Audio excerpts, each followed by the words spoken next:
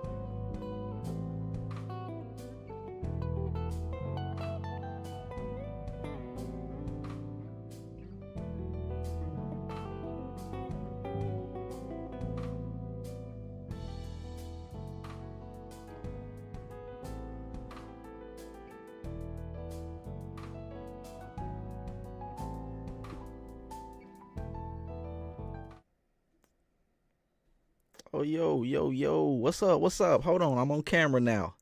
Hey, what's up? Oh, okay. Yeah, this is the 9-5 podcast. Let me zoom off myself a little bit, bro. That's a little bit too much for the people. This is the 9-5 podcast, episode 3. This is the 9-5 channel as well, and also the platform that I use to communicate with the people. All right, this is a platform that's gonna grow. All right, I'm gonna let you know the goals, intents, all that. All right, just stay tuned. Right, stay tuned by hitting the like button. Cause y'all been doing that. Y'all been hitting the like button, engaging, right? Every time I'm gonna let you know. I'm grateful.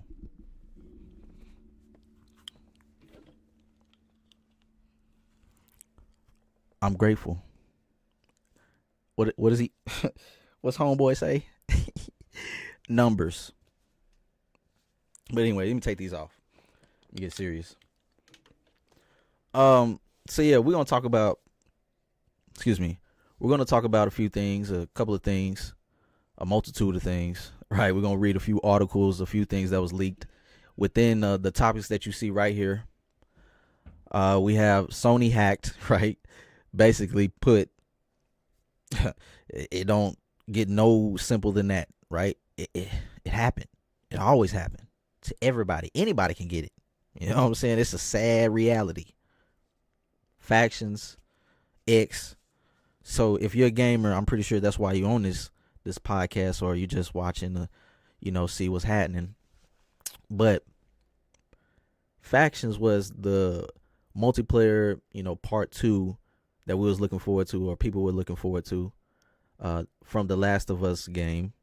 The Last of Us was originally a video game released back in 2013. If you're new to the channel, I'm talking to you about Last of Us, The Last of Us. Because most people might have, what they've done was integrated or will find a way to like get the audience outside of the gaming sphere, right? To get into the series, because it is renowned, revered, award-winning, I believe. The HBO series of The Last of Us with Pedro Pascal, right? But anyways, yeah, The Last of Us Factions, the multiplayer part 2 has been axed. And for that, it's a sad year, bro. So much software, so much good software, but these ideas axed, done, right? Then Rockstar Games, I'm going to dive into a few things about their timeline of video game releases. My time in that era in which they released so many games, so many good games. One in particular, right? And the passing of a particular voice actor, right? Excuse me. A voice actor. And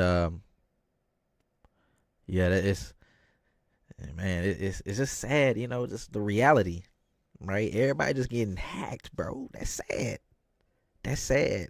But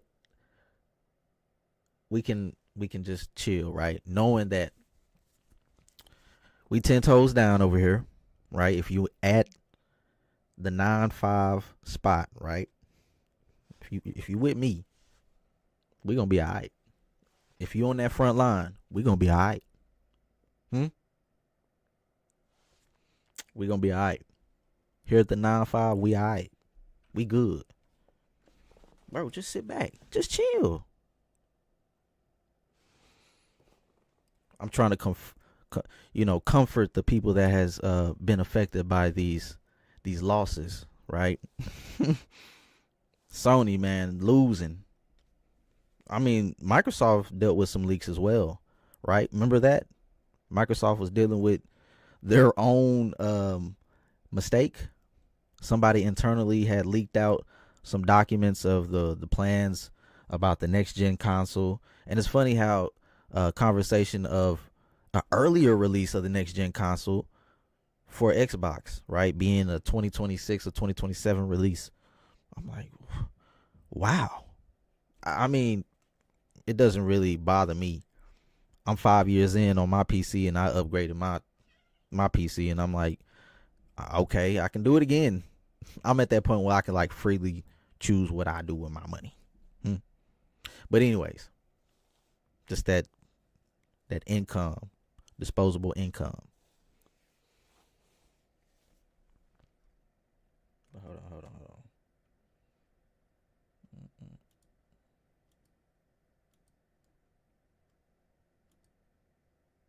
But yeah, we tuned into the 9-5. Just trying to make sure my overlays and everything looking good. That's the old I gotta upgrade the equipment. Still working with, some old equipment here, but we gonna work with what we got. Going into 2024, I expect a lot of good things to happen. I'm expecting something good to happen tomorrow or the next minute. I'm just good, just chilling right here. Just making sure everything is all right. So yeah, we're at the start, right, of the 9-5 podcast. This is episode 3. And today we're talking about the Wolverine leaks at Insomniac. Also the factions being canceled. And Rockstar. I just said it. I just want people to know that just tunes in right now. If you tune in right now, hit the like button, subscribe, do your thing. But I can't furthermore explain how grateful I am for the reception that I've got.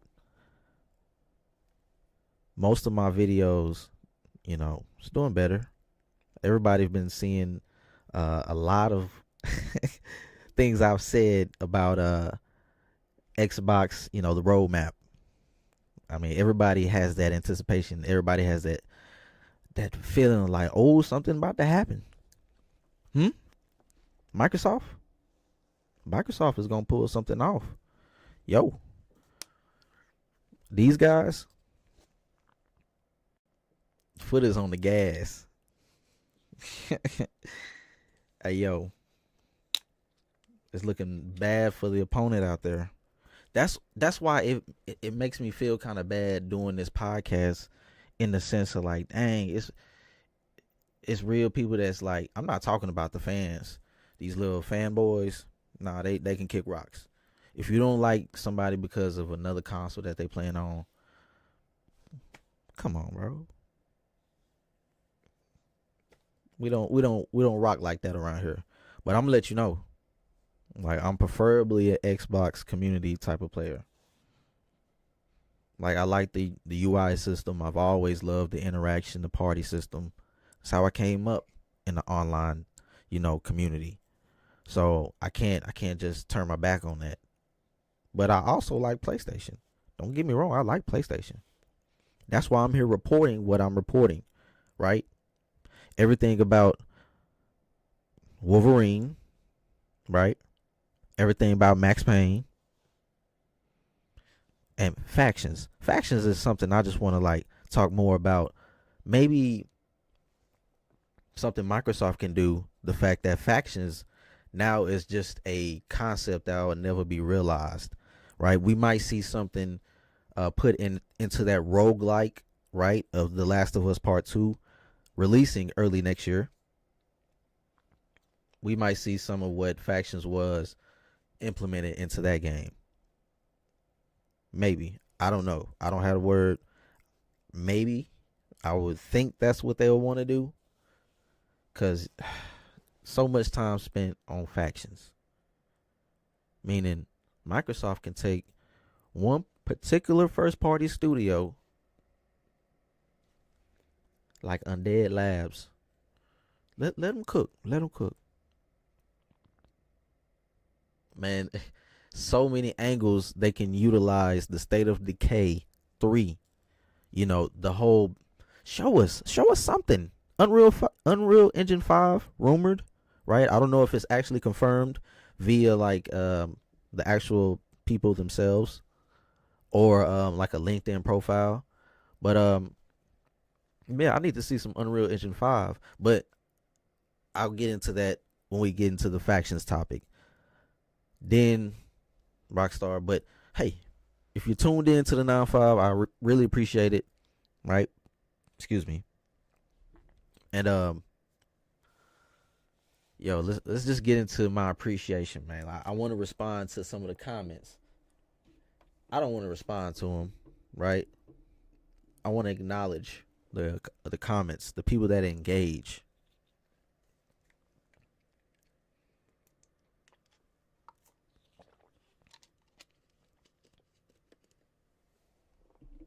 All right. see. Let me move it.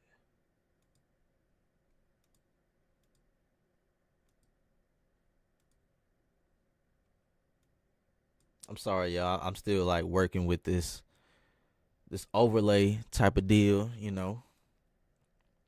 Oop. Trying to be professional here. You feel me? What you think? It's good right here? Yeah, we good right here. All right, all right. So let's talk about these comments, man. Let's get into these comments of my like most hottest video that just happened recently. I gotta give thanks to the people that's pulling up and engaging.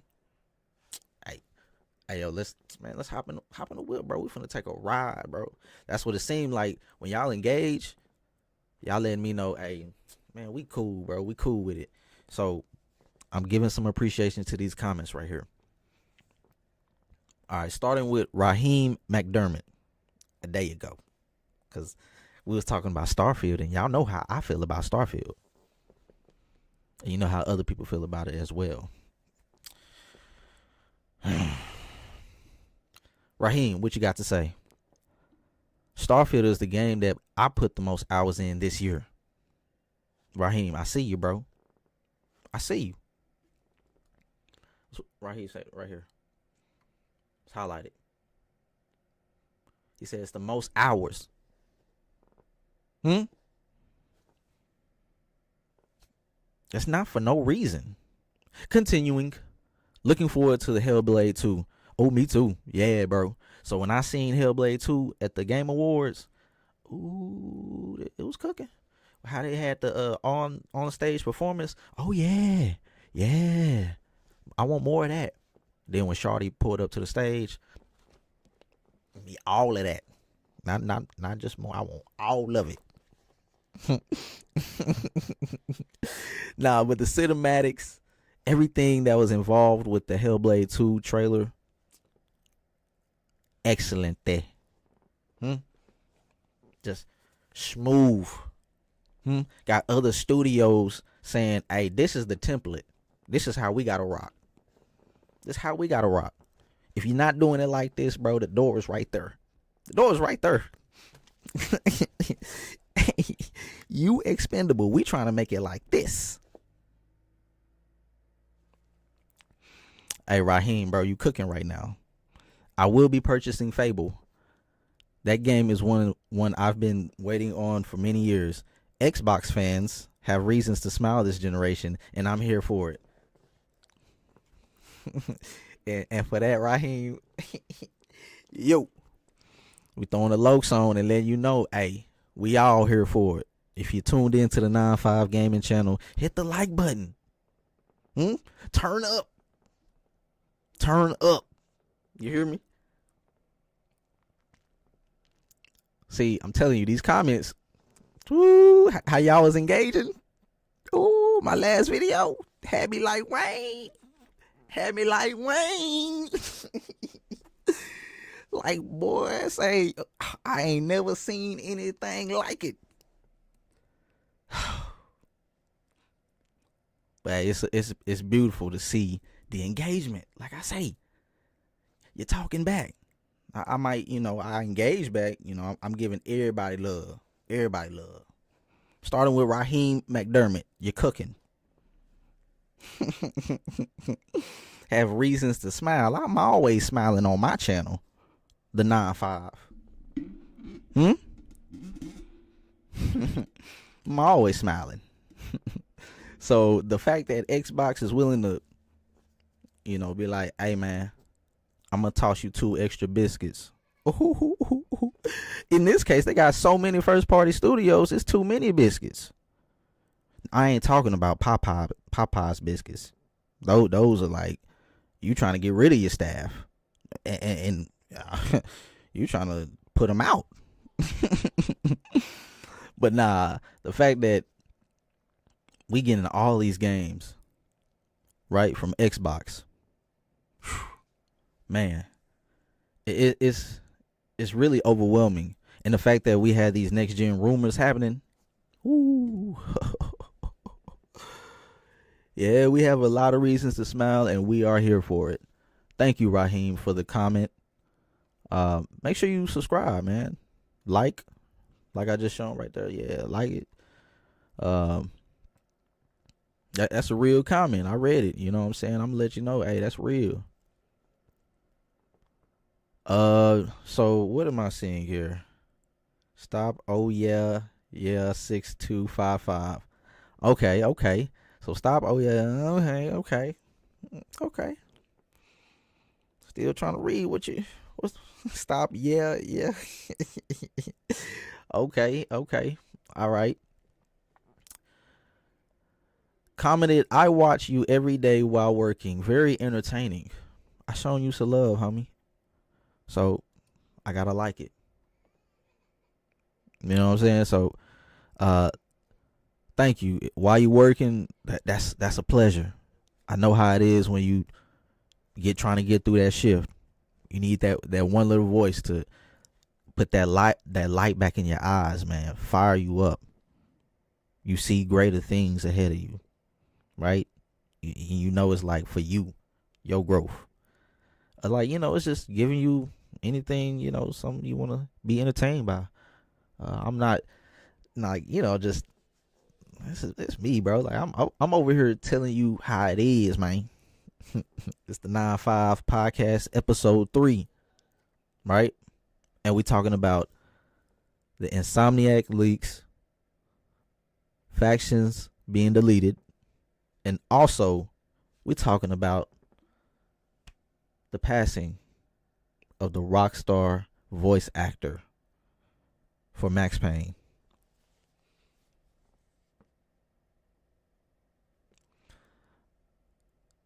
All right. And also we talking about the comment section and what everybody has to say. Everybody that's engaging. I want to show y'all some love. So this is like a little added segment of the the podcast.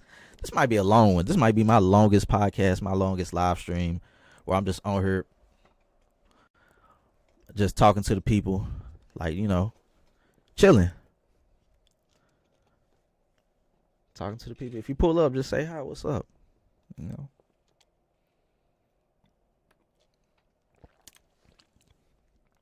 Right now we're looking at the comments. My latest, hottest video. My latest content. This is our content. Everyone's consuming it the same way I am, right?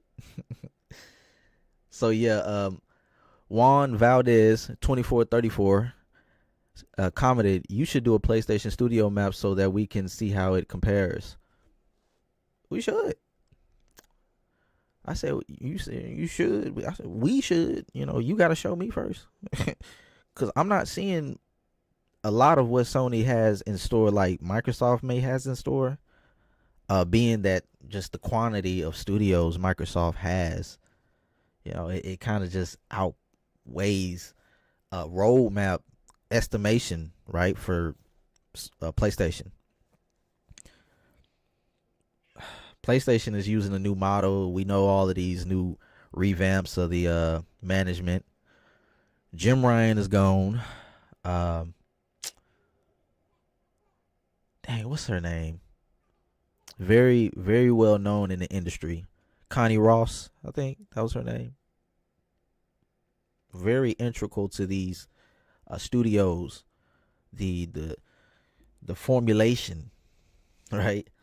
Because the formula she created amongst these studios became the formula in which the gaming industry is judged by on a yearly basis on what structurally is a cinematic, great single player experience. A game, just simple as that. Everybody looks at that third person over the shoulder, cinematic experience as this is the formula. She did it for a long time and was very successful at it. And amongst all the other peers and colleagues, everybody that was able to contribute to the ideas at Sony. We can say like her leaving, Jim Ryan. We've seen a lot of changes happening. It's it's what's happening, bro. Like it's a downer for the people that's going through it. But hey, you still got your PlayStation, man. It don't go poof, right? When Xbox leaks a document, your Xbox don't go poof. Well, shoot, with your PC, if you download the wrong document, your PC can go poof. Hey, so on PC, bro, it's you gotta tread. You gotta tread, man. Have that antivirus on, you'll be alright. You'll be alright. But you make sure you know what you're doing. It ain't like console. But which is a metric that is not used by Xbox anymore.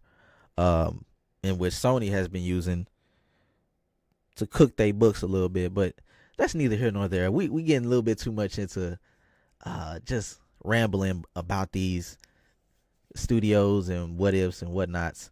But if you're tuned into the 9-5, I really appreciate it. This is the 9-5 podcast, episode 3. I really appreciate it that you're here. Excuse me. Whew. Just be real, man. That's all you got to do. We being real about it. So pull up with a comment to any video, any live stream, wherever you are. We just talking about video games, man. We chilling right now, live streaming. All right, Kubi Annie, 18. Hi-Fi won 1 award. Forza won 2 awards.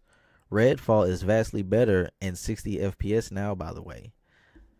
Ooh, okay. I'm sorry. I have to pull it up.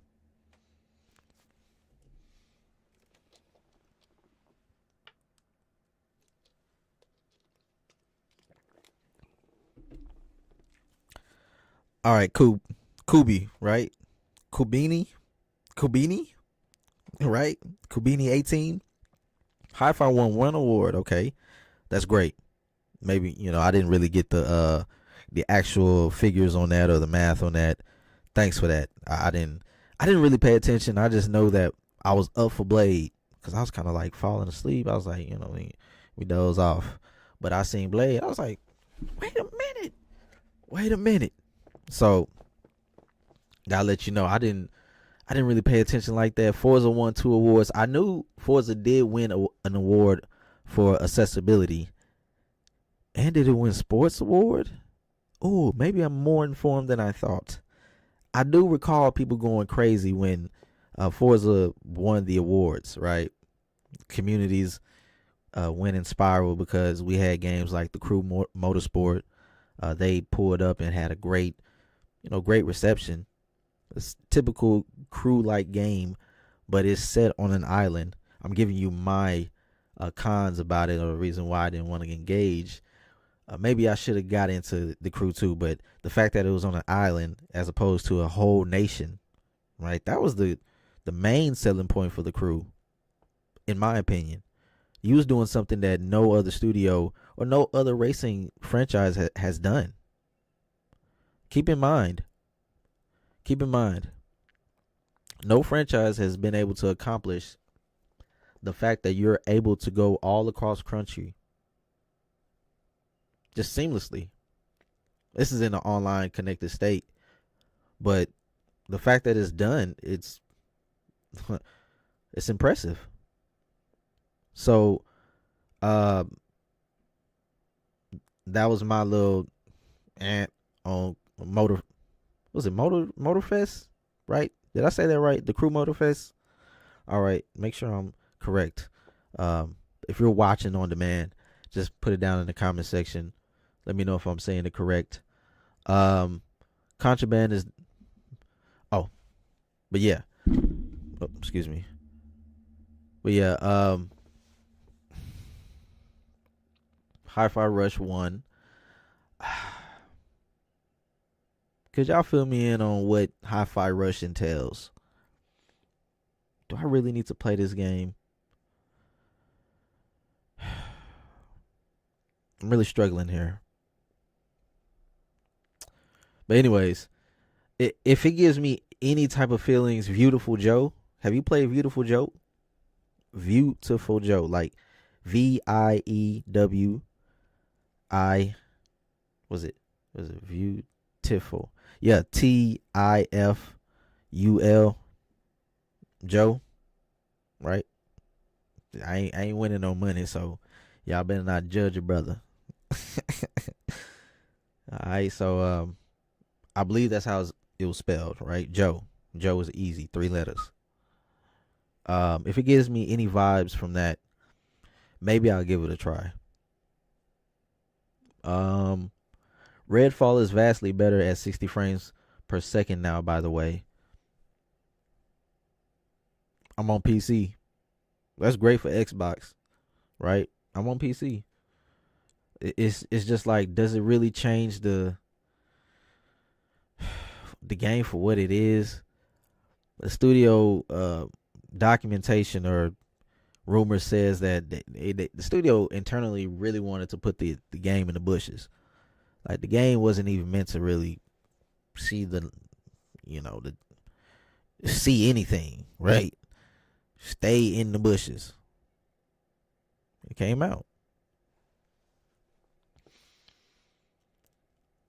I played it. Go look at those 2 Redfall videos. I got some Redfall content on the channel.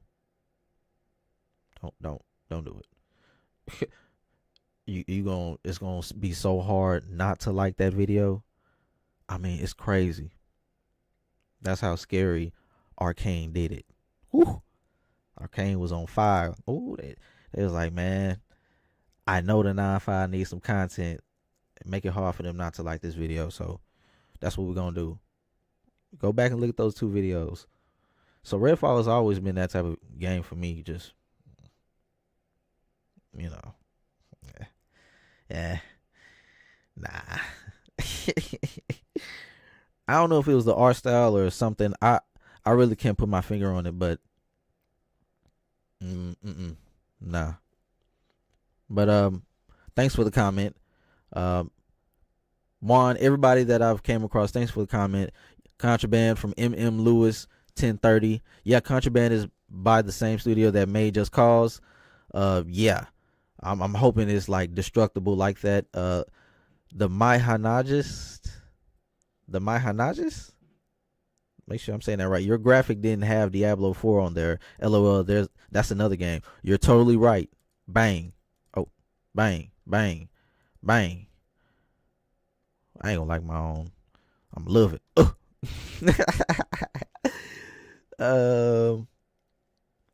Boss Key 23 says, I bet Stephen King is working on OD as well. All right, that's like you, man. That'd be crazy if OD was Stephen King. Man. And here go the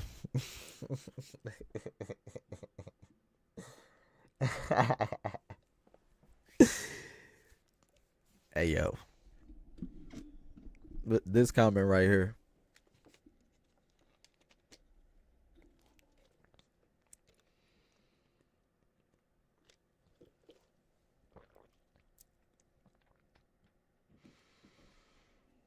Come on, man.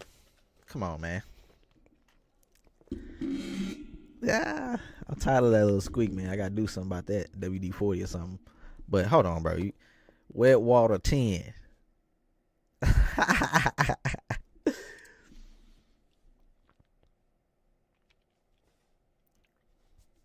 Come on, bro.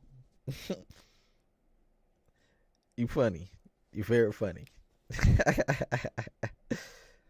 Oh man. But yeah, this is the 9.5, bro.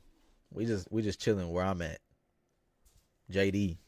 I'm JD from the 9.5. I don't know about whoever you talking about here. Numbers. I know who you talking about, fam. I know who you talking about. It's funny. I've gotten that before, but I'm just like, man, no. That's cool. We trying to match these, it's that lump. You know what I'm saying? I'm trying to match. We trying to get to that matching point. You know what I'm saying? That's what it's all about. That's what it's all about, player. I'm not gonna sit here and stunt. You feel me? We're not doing that here. We ain't stunting. But yo, appreciate the comment. Clapper Dan, agrees as well. LOL. Again, the Hamahanis, the Mahayanis. Okay, I'm saying it right. The Mahayanis. I want to say it correctly because the fact that I said you cooking, pay attention. So let's see here. Read more. Woo, that boy. I told you we're gonna read today. Today is a reading type of day. Let's read. All right. So what he says. Xbox always had a strong lineup. It was just weak during Xbox One generation. I pulled up in the beginning. It was good though. At launch, we had Rise. Where you at, Crytek? Crytek, where you at? I know Crisis 4 is on the way. Pay attention, everybody. Crytek been asleep. There may be financial things going on. I don't know. I don't know the economics of it. But I know they came out and said, hey, yo, put on nano suit, engaged. Crisis 4, baby. We coming out with a Crisis 4. So, that right there, that was a good launch. Rise, Center Rome. Dead Rising 3. We have Forza Motorsport 5 was a decent title. It was a very big graphical leap in my opinion. Excuse me. It was that one video game that I had. That was the last time I was like, yo, you got to show your peoples what's happening with this game. Like the volumetric lighting. I always remember in Forza Motorsport 5 when they introduced that map. It was a European map.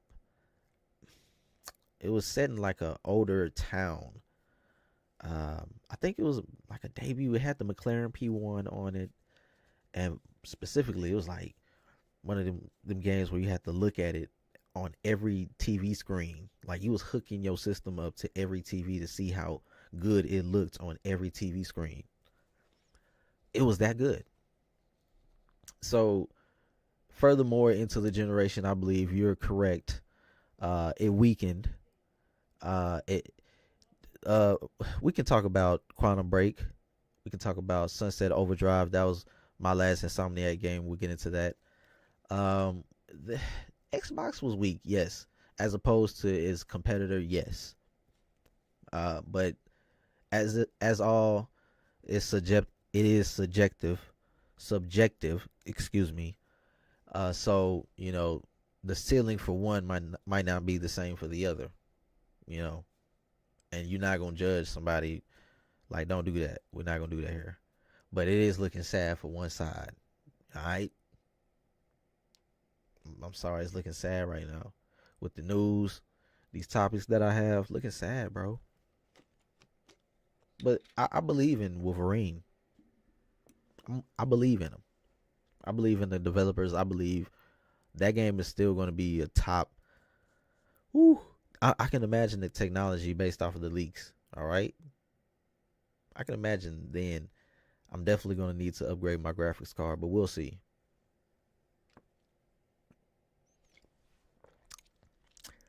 Keep in mind what I said. My graphics card. What's like? Why do you need to upgrade a graphics card in a PlayStation 5? How do you do that? Hey yo, get a load of this guy. Hey yo, that's what, like, bro, get your mans. Y'all hear this guy? He ain't paying attention. That's when homeboy with the meme he ain't been paying attention. We'll get into it though. This is the 9-5 Gaming Channel, and today this is episode 3 of the 9-5 podcast, featuring topics within gaming, within things I love, my hobbies, my interests. This is my world. This is the 9-5, and if you're introduced to it and you like what you see, hit the like button down below. Comment down below. Right. The question for the week is what are your excuse me. The question for the week is what are your impressions for the leaks that happened on Insomniac? Let me repeat. What are your impressions on the leaks that happened to Insomniac this week? Do you believe leaks are inevitable? Or do you believe there's some type of measure that can be taken that can stop leaks from happening? Like, as we advance in technology, as we advance in methodology, like how we move and code and all of those type of things, it's going to be a tad bit difficult, more difficult and difficult. But anyways, let's get back into this comment. I'm my bad to do you like that. I'm just rambling. I'm just, just talking about video games. We chilling right now. You know what I'm saying? We on a 9-5 podcast. And this podcast, we just talking about video games. Right? And life. I give you some stories. I give you some stories about games or my life experience. Whenever you pull up, ask me questions, bro. Just ask me questions. I don't get a little personal or nothing. We're not doing that. Don't get personal like that. The OG Xbox was the only place where you could play PC ports of games like Jade Empire, KOTOR, Fable, Morrowind. It also had exclusive Sega second-party games like Jet Set Radio Future, Crazy Taxi 3, Panzer Dragon Orta, because Microsoft had a partnership with Sega going back to the Sega Saturn days, and it still shows with Persona 3R and Yakuza Like a Dragon coming to Game Pass day one. All right. So this is what I was talking about with Homeboy.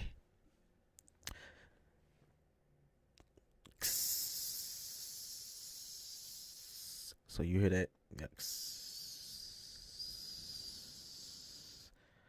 It's like, damn, you hear it from the other room, right? You just hearing it right now. You just hear that little sizzle. That's this part right here. You hear that? You hear that sizzle? The sizzle. Here you go. It says the 360. Nobody really denies it had a phenomenal lineup. Facts. Off the rip. I can't sit here and cap like that. I'm capping. I'm over here capping because I wasn't there day one for the Xbox 360 to know its lineup. But I guess we can talk about lineup in the fact that lineup can span from the 2-year starting life cycle of the console. We can talk about, okay, so the first 2-3 years when they released 1 year earlier than the PlayStation 3. Remember, the Xbox 360 released 1 year earlier than the PlayStation 3. So Microsoft had that hand, that starting hand, or that starting foot in the race. They had a year on them. But let's not take away from the fact that the software that was being put on the 360 was top of the line. It was great.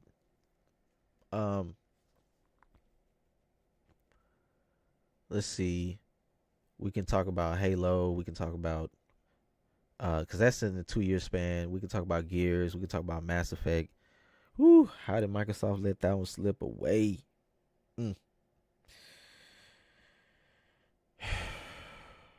But anyways, so nobody can deny it was a phenomenal lineup. Xbox is just getting back to its stride, and it has Activision, Bethesda, Arcane, Ninja Theory, and a bunch of other studios to boot. Boom, just like that. People underestimate Xbox. Even Xbox underestimates Xbox. But Xbox defeated both Sega and Nintendo back in the 6th generation and was second to the PS2. Xbox 360 also beat PS3. What? Man, hold on. So you kind of like looking around. You start using your other sense. Yeah. You start smelling that aroma. You know something is being cooked. Something's cooked. This ain't Sony cooked. We talking about like, oh, this is full. This is the greatest cook of all time.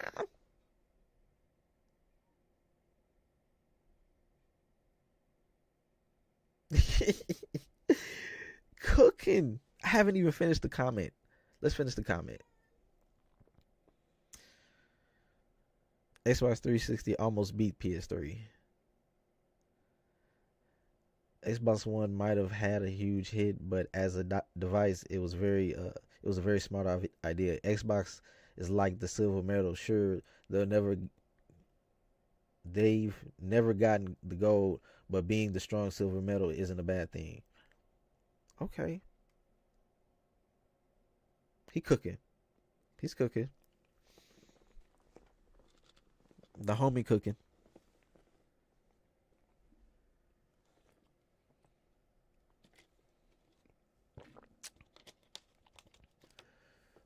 But now let's go ahead and get into the podcast. So this segment here, let's go ahead and see what we do here.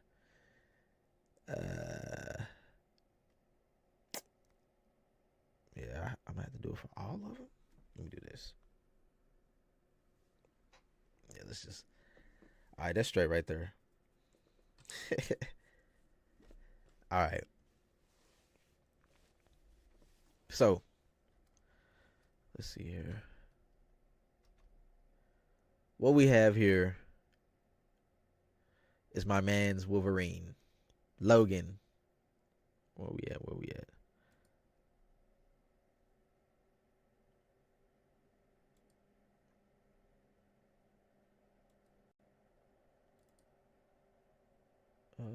Let's see. Here we go. All right. So I got to get real with y'all. This is the 9-5 podcast. Excuse me. This is the 9-5 podcast episode 3. And you're tuned in to another episode featuring 3 topics, pretty much.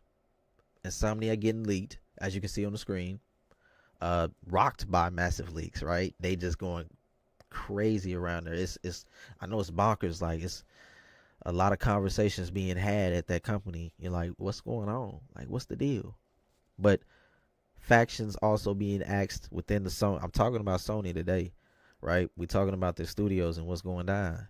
So, just scratch your head on that. Just keep it moving. Then also we're talking about the passing of a voice actor that goes by the name of James McCaffrey, right? James McCaffrey, RIP to you. But we're going to talk about these leaks right now. We're talking about these leaks at Insomniac, a first-party studio at Sony Games, Sony Games department or a segment of, not segment, or just division of Sony, right? PlayStation. Pretty much if you know PlayStation, it's household. Everybody knows what PlayStation is, right? Everybody knows Crash Bandicoot, right? They knew that was a PlayStation iconic mascot, right? Mascot. So moving forward, it was so many. Ratchet and Clank became a mascot. Right? People love that character. It's still alive today. God of War, what a mascot. Whew. Yo. So PlayStation established themselves in the gaming space a while back, So going back to what Homeboy said, the Mahayanists, right? Is right. Xbox is second, bro. They always gonna be second, but we don't know that. I'm not stepping like I'm gonna be in second over here. This ain't no second place channel. We not doing that over here. This is not second place, baby. Oh no, we might not be like real professional or nothing. Like, we still working on it, but check it out. We 3 deep. All right, if you tuned into the 9-5, hit the like button, subscribe, do your thing, bro. Engage, comment, and we're gonna do the same thing. Every podcast, I'm gonna go through the comments, and we're gonna see what the people are saying. I wasn't able to go through everybody, but I promise things are gonna change, bro. I tell you, we're gonna rock with it. We're gonna roll. You heard me? So Insomniac, right? This is a different rock that we're talking about, as you can see in the headline here.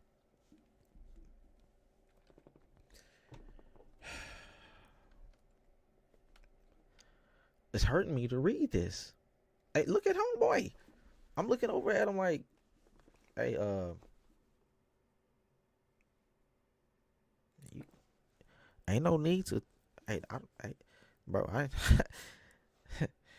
don't want to get killed, bro. Like, could you just, put them away?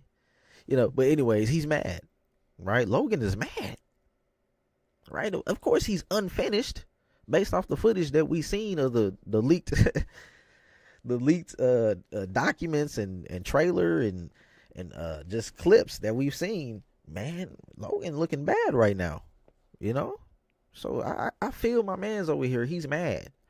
That's why I'm giving him a spotlight right now. I'm giving my man's a spotlight because he's been leaked. He's been leaked.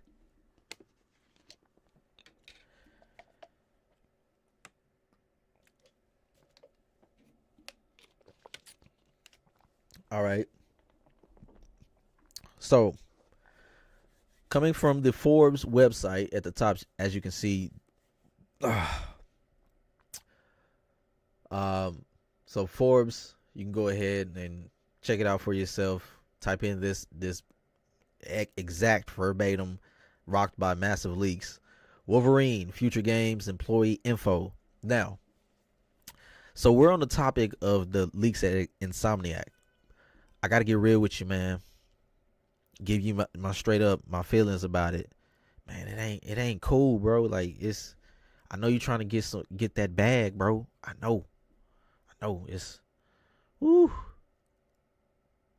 But you seen what they did to the GTA leaker, right? They put that man in like a hospital prison. Or that young feller, that young buck, that young hacker. That boy ain't playing. The individual that was able to pull this off wasn't playing. So let's get further into the article. The article is done by Paul Tassi, senior contributor, news and opinion about video games, television, movies, and the internet. So this was posted as of December 19th, 2023. As we are doing this podcast. Oh, it is the 23rd. So on the 23rd, you're watching the 9-5 podcast, episode 3. Starting off with the Insomniac leaks, we are looking at this specific screen that we're looking at is the last pretty much clip that we was able to look at the Wolverine reveal. This showcase, it was in 2021, I believe, like 2 years ago. And it's quite shocking after I'm not going to show the documents, but I will read it out to you. So keep your ear up on your phone. Turn up your headsets. If I'm too low, let me know. I have to read it out to you. What's being said amongst the Sony, branch, amongst everybody within Sony. You look at what's happening with Insomniac. It's like, dang, it might be happening to another studio or something. We don't know what's happening down there at the Sony spot. You feel me? Like, their man's is on his way out. Like, what's the deal? So, furthermore into the article. All right. Starting, it seemed likely that this was about to happen, and now it has. Last week, a ransomware group called Residia announced they had stolen a large amount of data from Spider-Man developer Insomniac and will publish it if they were not paid off.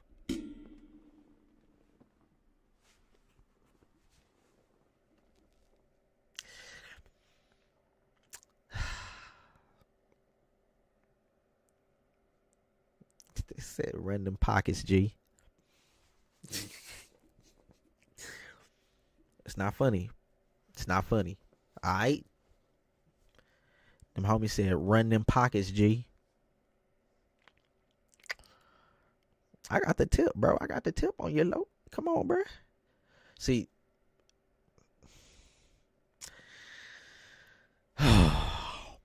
It's the nature, bro. It's the nature. So, continuing into the article, right? It said they were not paid off. So, in my mind, I'm thinking you were not paid off. You're under a bigger company. Sony was like, and like, bro, you just Insomniac. Like, bro, we'll be alright. Because homeboy, he just threatening, like, no, I give you some numbers. Whew.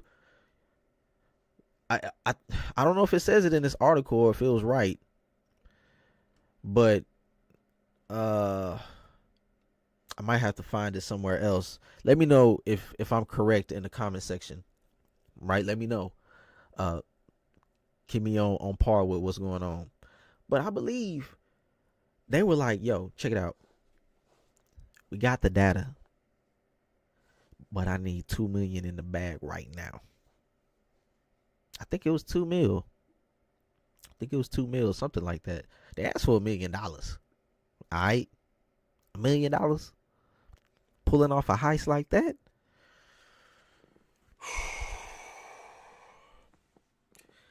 Just like we had witnessed last year, right? We had literally witnessed last year. Excuse me. One group or one person leaking the entire, I guess, idea that Rockstar is making a 2 protagonist game. You know, first time female protagonist. This dynamic or relationship type of relationship between the 2 main characters.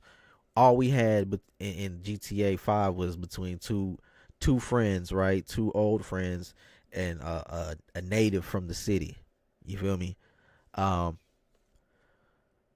This one is going to take on like a romantic type of relationship. But anyway, I'm talking about GTA. Let me get Mindshare. GTA will do it to you. That's the only console seller that's out there. Changed my mind. GTA 6 or GTA is the only console seller. Period. Besides Fortnite. But I know Fortnite is everywhere. But that's neither here nor there.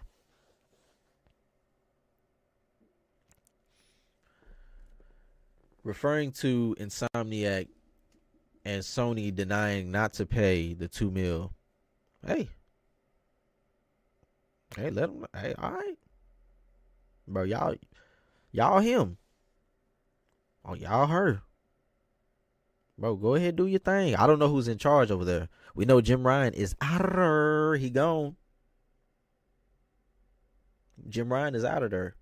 You see my man's pulled up in a white tee.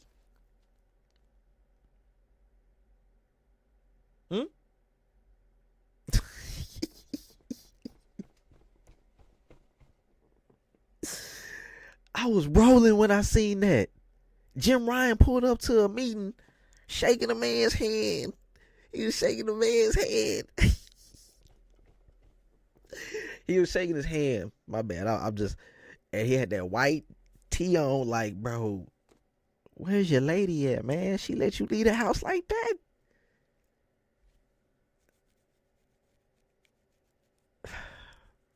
My dog.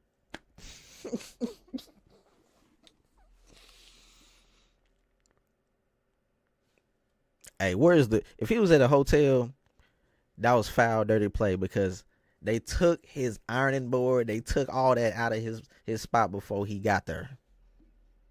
Because he had to been looking for it. He couldn't iron that, bruh. But anyways, let me not.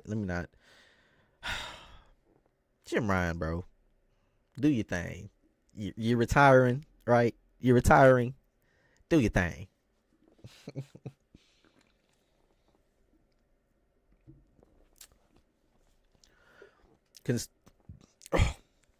Continuing into the Forbes article, today more than 1.3 million files, 1.67 terabytes, have been leaked by the hackers, revealing a potentially devastating amount of information from inside Insomniac. Dang.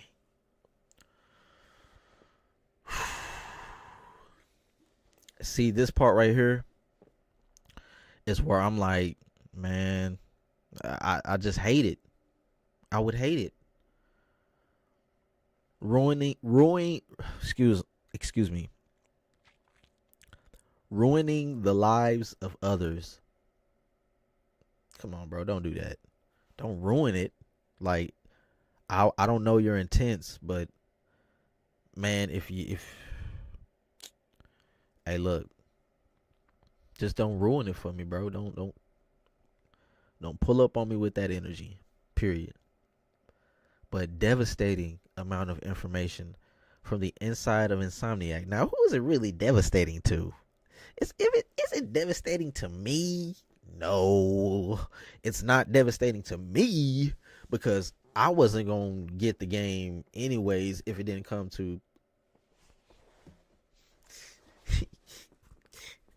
If you pull it up to the 9.5, right? Hit the like button. Hit the like button. Pull up. Pull up.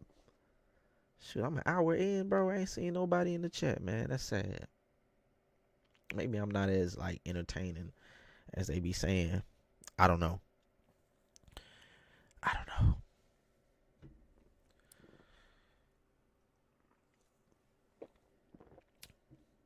How you feel about it, Wolverine? I know you mad, bro.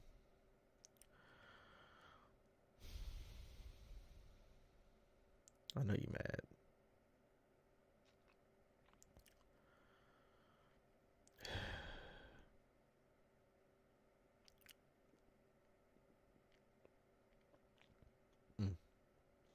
It's a sad situation. It's a sad situation. The fact that they were using the terminology devastating, right? I'm sorry, I had to pause for a sec because I really am like trying to think of, yo, all of those 1.3 million files, that's a lot of people. Or a lot of, that's a lot of data. That's crazy.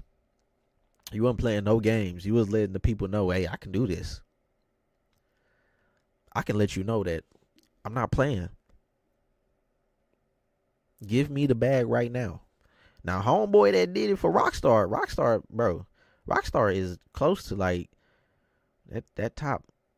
Man, how they roll, man, they security, how they are able to not have anything leak at all.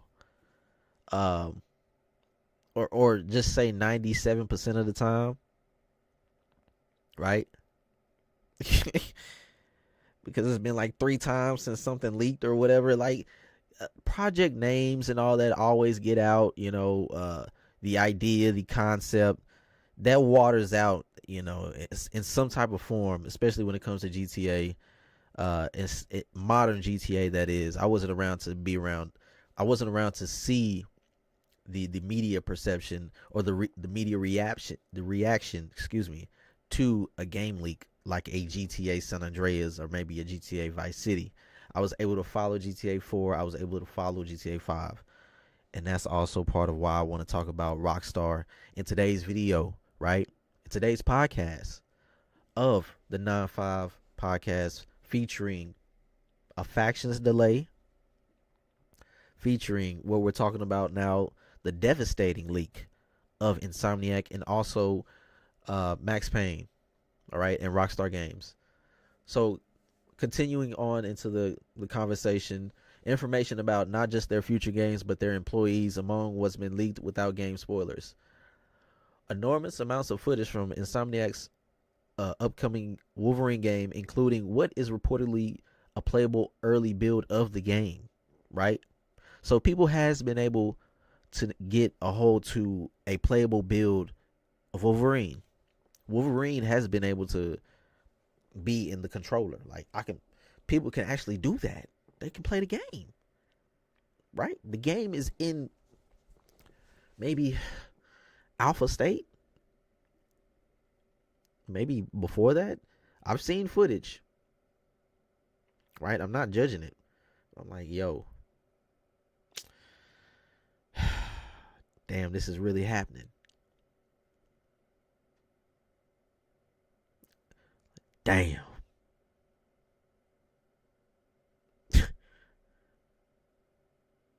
Yo, my aspirations as a game developer, just to think, I know the difficulties of that path.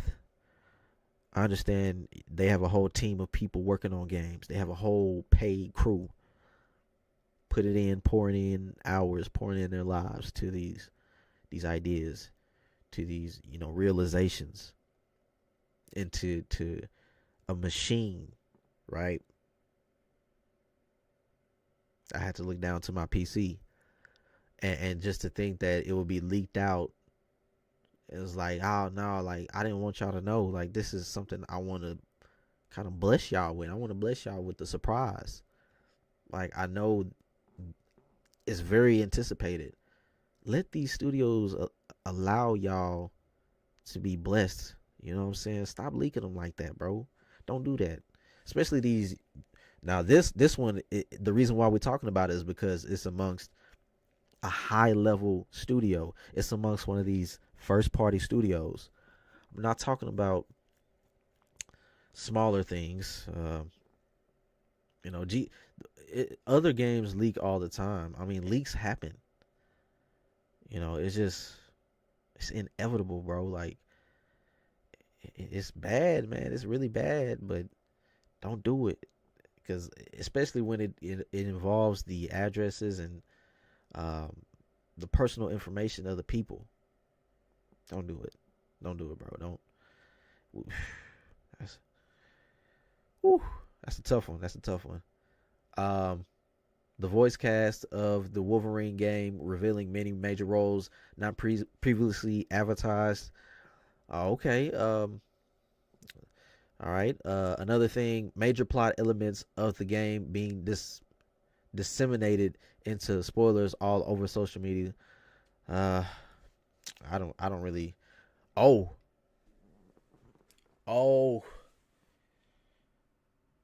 Yo.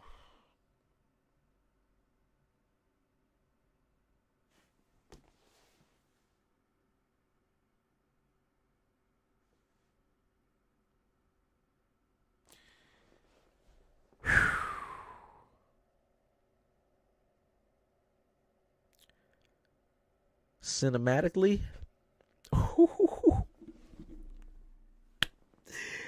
Oh my God. Can you imagine X-Men? Oh. You gonna find out why I'm rejoicing. Right? I'm gonna rejoice over here. We gonna rejoice. It's happening. But I'm thinking about X-Men 2. I'm thinking, with his old gal. We're talking about Jane.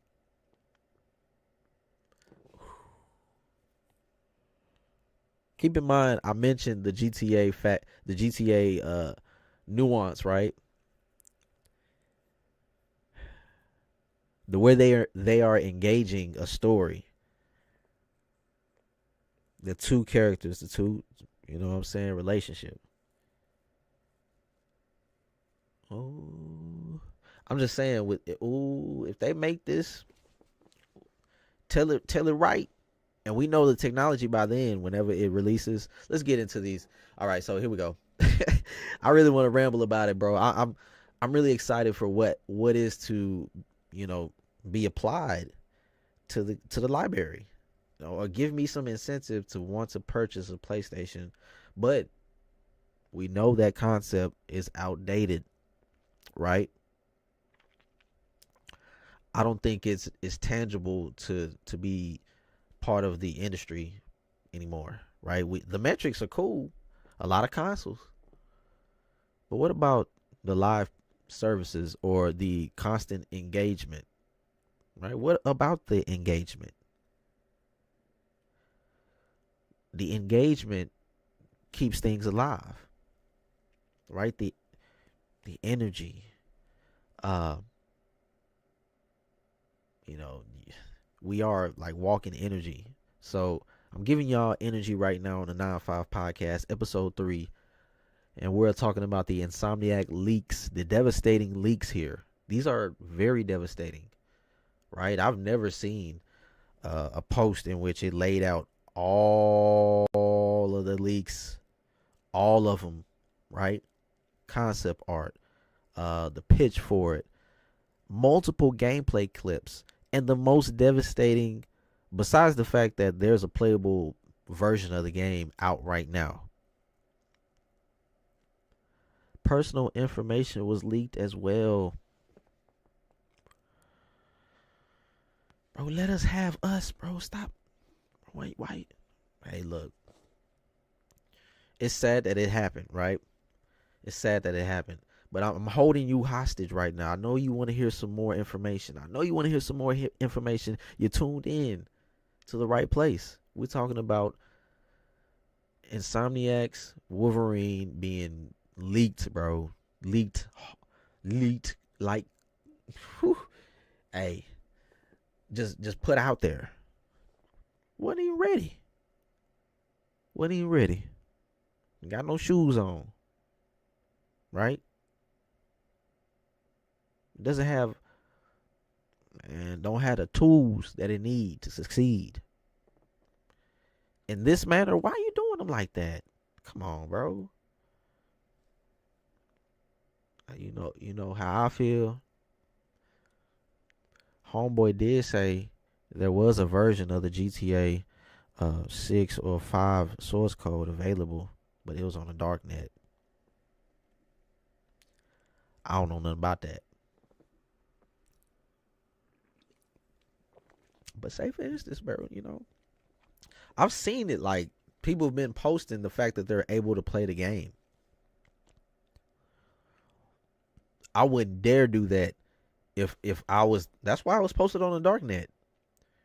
You gotta have some gall. You gotta have some real cojones, right? You gotta be really bold to pull up to a company and be like, "Yo, man, I need that bag right now." Huh? I want that bag right now. I got all your goods. I got your girl right here. I got her. Hey, how much? That was 35. Can you afford that? Huh? Pull it up on them like that. Can you afford that? This is how they exactly under. Hey, man. She mines. All of this that I got. All of these files, they mines. Now if you got what I'm at, then we can move. We can move like gentlemen. But no, I'm gonna handle it like a gangster. But I'm gonna let you know. I'm gonna let you know right now.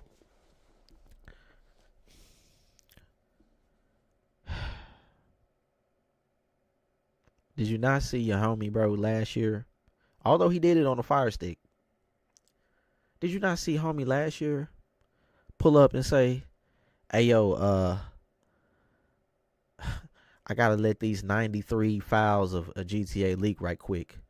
I gotta let the people know what's happening." And I'm not sure if we're not talking about the same guy that leaked the young kid that leaked the trailer for GTA 6. We're talking about last year, right? I remember I have content on my channel. I reacted to it.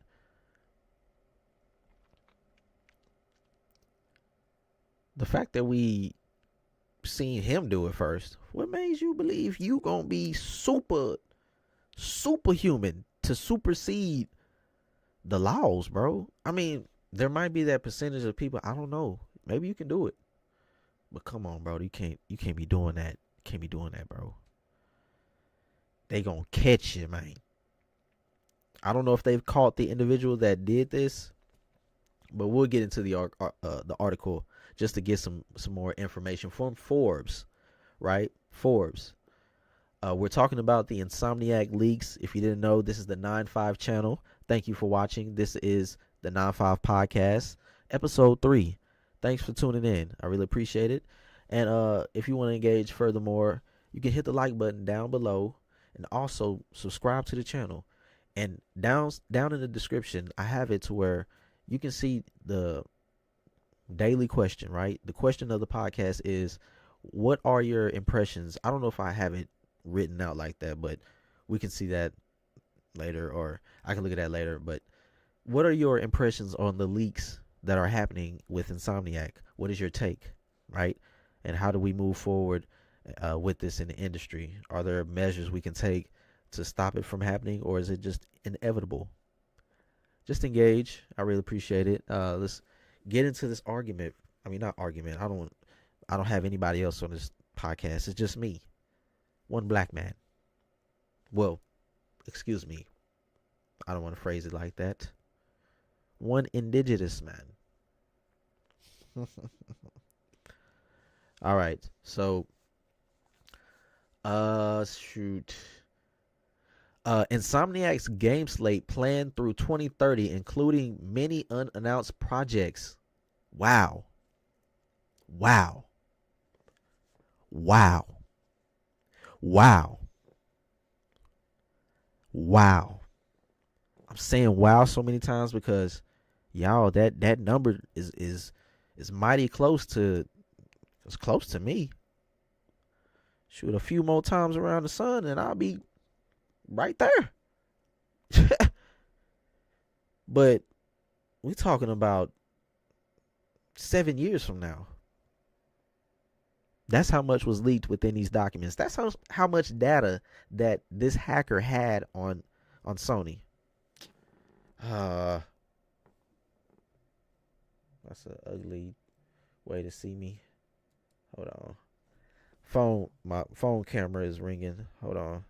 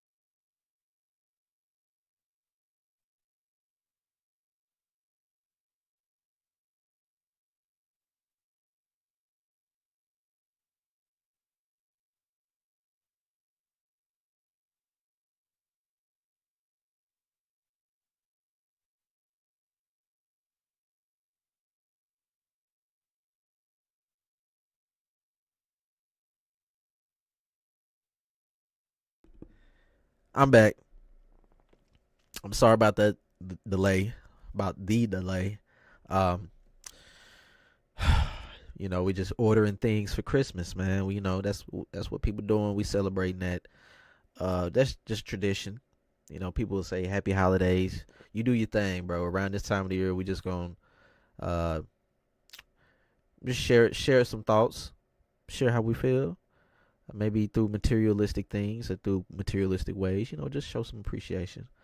I definitely shown some appreciation this year. But that's neither here nor there. That don't matter. It's not like I'm gonna get crowned for it or anything. It's just the fact that we own it. That's what we own right now. So, and if you're not on it, there's a way you can get on it. It's by hitting the like button and subscribing. It's down below. If you're watching the 9-5 podcast, it's down below. Right? Like, subscribe. Hey, y'all with me? That's my heart. I love you. I love you. I'm showing love. You see how earlier in the comments, I'm going to read your comments all the time. I'm going to let you know I see you. I see you. But let's see more of this article from Forbes just so we can get an understanding. 2030 of many unannounced projects. That's crazy. That is crazy. A publishing agreement with Marvel with specific terms laid out for future games. Okay. Private communications with Sony that circle back to the Microsoft Activision acquisition. Ooh. This is when it gets a little little suspect. Eh? We might need to start saying, hey man, you see homeboy over here, what, you shaking? What's he over here shaking, bro?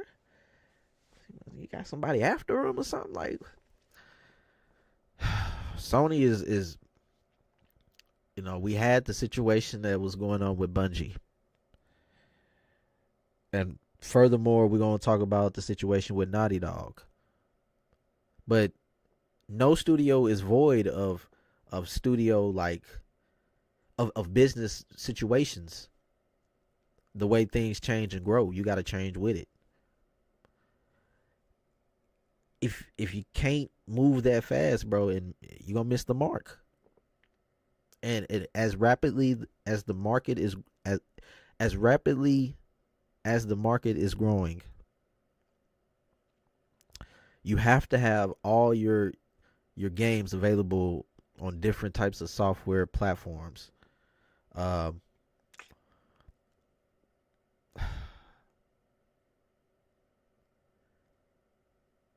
really sounding like a Microsoft shield. You might believe that, but I see the vision, right? I see what's going on. Being that GTA 6 is happening, I see what's going on. And the fact that we seeing another studio, but it's not like the fact that I was about to ramble. I'm rambling right now. Let you know, if you tuned into the 9-5, I'm a ramble type of guy. We talking about just times, GTA 6. You know, we're talking about how Microsoft is going to excel, right, in the industry because of their strategy. What the? Why is it doing this? I don't know why I'm seeing that. They're going to excel because of their strategy, and meanwhile, we're seeing Sony kind of has some bumps in the road when it comes to adopting to a new strategy, changing with the plan, changing with the industry. We see that. So HR documents including detailed employee information. Oh, that's a sad one. That is a sad one. You gotta let me know down below. That's a sad one, bro. That is very sad. As we get down into the document, devastating is the word of the day. It's a devastating leak for the acclaimed studio, who just came off a celebratory launch of Spider-Man 2, which was Sony's fastest selling exclusive ever. Man, the wordplay on homie right here, he putting them up there. Woo. He pushing Kong up that building, bruh. Kong like, but I don't know the homie that's making this this article, but you don't need to push Kong up. Kong is on, yeah, man. But it is facts. Celebratory. I'm going over the wordplay. Celebratory, yes. Sony's fastest selling exclusive ever, yes. That's facts. There's no feelings on that. So previously, Spider-Man 1 was the best selling exclusive of the PS4 generation. So they've been able to replicate that with the release of Spider-Man 2. So being able to do so, now you're able to excel your plans, excel your voice to the upper heads at Sony. You're able to like get their ear a little bit more. Like, oh okay. Yeah, I got yeah, this is. But if you look at them numbers, we're gonna get into it. You look at these numbers. Anyways, now, how these leaks impact the industry, the company, and games is unclear. The most pressing point is the information of employees leaking. The most pressing. I don't know if I said that right. But yes, the information of employees leaking, which in the video game industry could lead to dangerous levels of harassment. Damn. that's just subject to the gaming industry. Like, shoot, I work a blue collar job, and if somebody leaked my information, it's still scary at this level. You know, it's dangerous at any.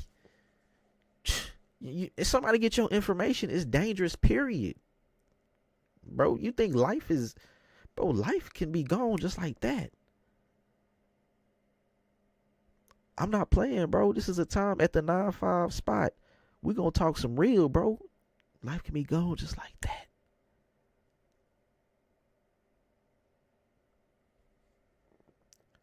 So I understand, yes, dangerous levels of harassment. Now you got their information. That's pretty. Come on, bro. Come on.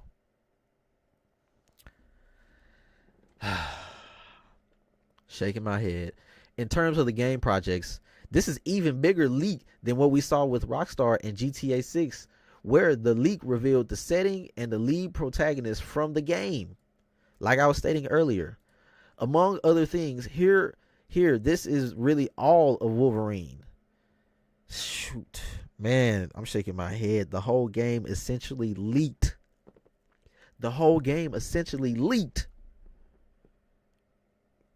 Sony, bro, what's up? Why are you allowing them to have these janky security settings, man? Why you got your man out there with a little 22? Bro, how is he gonna protect himself?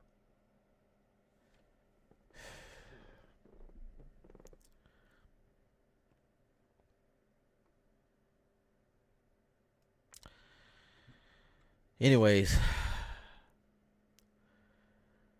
security just taped up, tape, you know, just damn, the whole game, damn. The fact that he let it off by saying it's a bigger leak than what he saw with the Rockstar and GTA 6. You know that was something. You know that was something to pay attention to. Whew, man. So, like, I highlighted protagonist from the game. Protagonist. Multiple leaks. It's spoilers. So, if you don't want to be spoiled by Wolverine, put it on mute. Put the volume down right now. Put it down right now.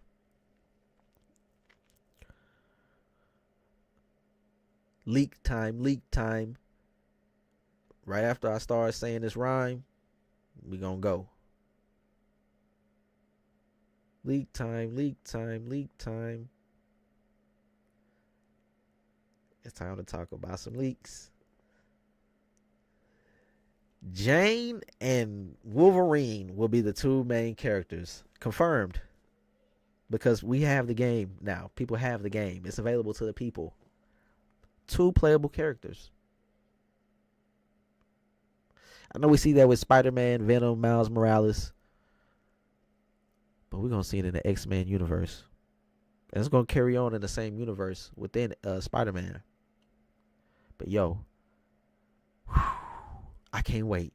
I haven't played the Spider-Mans. I'm willing to buy it on PC, but I don't know yet. I'll have to, see about that. But confirm that multiple protagonists are in Wolverine. Among other things. Here, this is really okay. All characters, plot points, even a playable build. This damage from the leak is very likely to create delays for Wolverine and potentially other projects. Reveals within Wolverine itself are spoiled. Announcements for future games are being revealed years early. Employee morale is likely to be shattered within the company after this. Insomniac developers are taking to social media to share how upset they are about the situation, and industry figures and fans, generally speaking, are offering condolences. I'm offering condolences on the sense that the personal information, because I'm not gonna shoot. We know leaks happen all the time in the industry, but this one, that's foul. That's foul right there. But we can still talk about what we seen. Oh no, we're not gonna be that media platform. We gonna talk about what we seen. This is gonna be the longest episode, bro. This is the longest episode. I'm already booking it in. This is the longest episode, right? It's because we're talking about Forbes article about how the industry was rocked. Insomniac was rocked by these leaks. Excuse me. Right? These leaks, man, causing morale change, right? As stated in the article.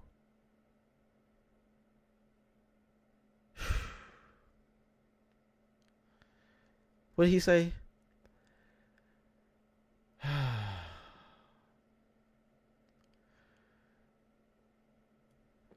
Employee morale is likely to be pretty shattered within the company after this.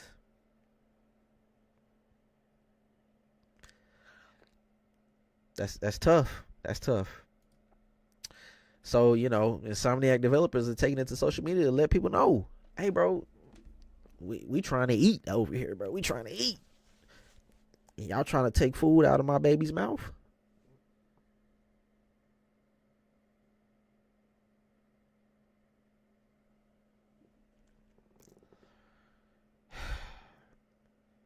If I really had that type of intel on the studio, to know the ins and out, the intricacies of the fact that video footage, code, everything about your game was leaked out, how that affects money.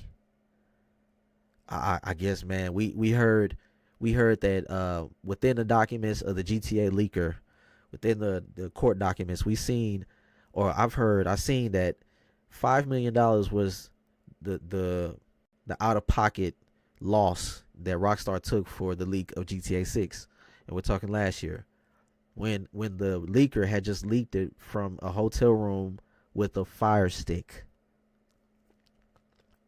I'll say it again. He leaked GTA 6 with a fire stick. Huh? I'm shaking, bro. Like, yo, at any second.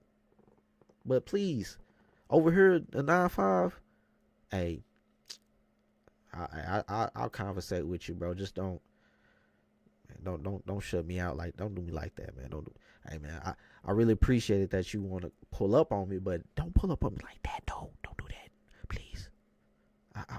I want to play a game, a Call of Duty or something else. I said Call of Duty because that's an easy one, right? I know these. I want to do is there a stat?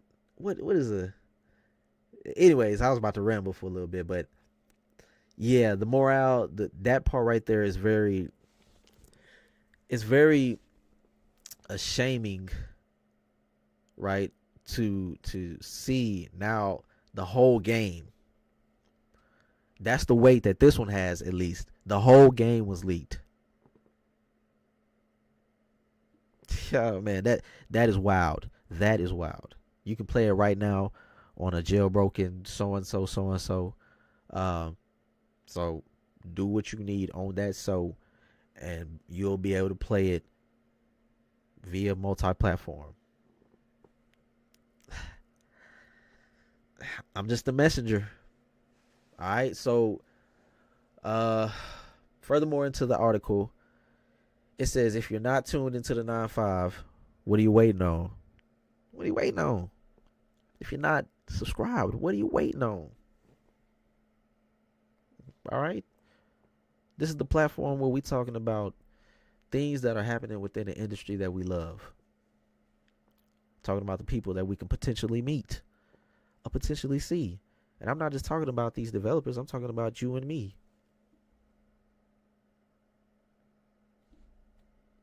So, do your thing, bro. Engage. Like, subscribe, hit the bell notification. Let them know you want to see some more 9-5 podcasts. This is episode 3.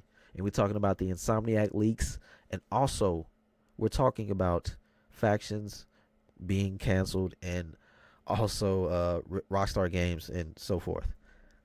All right, so I'm taking a little while about this leak because it really means something to the industry. We've had long conversations. I know there's professional podcasts that has time frames and stuff. I don't have no time frame. Shoot, as long as I'm not up until 5 o'clock with this, we're not going that long. Because I'm just a one man. I'm just one man. You know, I got things I got to do, but I want to give some of my time to you. To you. You know what I'm saying? To you. You see that right there? You. All right, so we talking about the effects of leaks in the industry and what it has on Insomniac. Now, I'm still going to explain what these leaks entail. So, furthermore, you know, just there's no telling what's okay. I don't want to. All right, so this is what I basically said. The GTA Sixer. You know I like basketball. That's why I was on. The GTA leaker, GTA 6 leaker, was eventually caught and imprisoned. We'll see what justice may or may not happen here. So this again was written by Paul Tassi. He is the, what is it, like the, he's in charge now. The man's in charge. Senior contributor, right? Paul Tassi wrote this article just to give you a quick gist of what's going on in the industry, right? It's pretty sad. It's pretty sad. Yeah. Where's all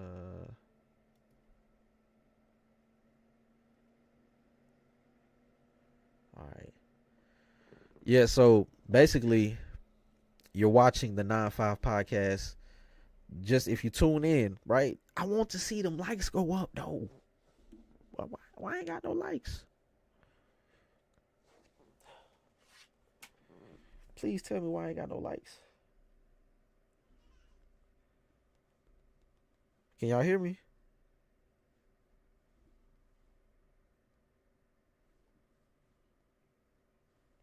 I'm just looking around, you know, doing my little scroll thing. I know I'm live. I apologize. I apologize. All right, so check it out. Check it out. I just gotta say, this Insomniac situation is pretty it's pretty devastating, like he said, right? Like Paul Tassi said, it's devastating.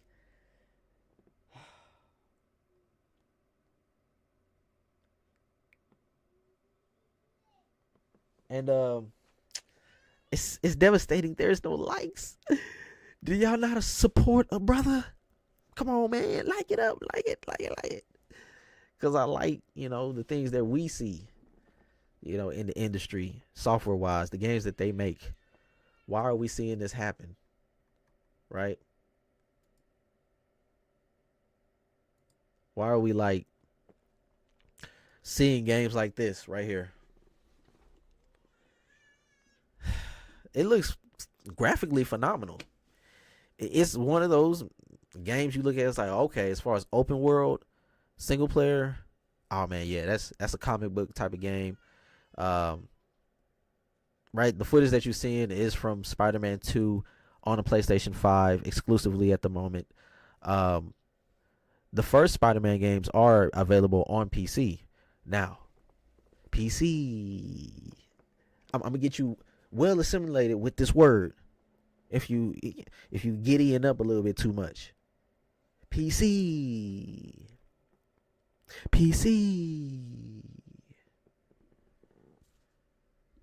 Hmm?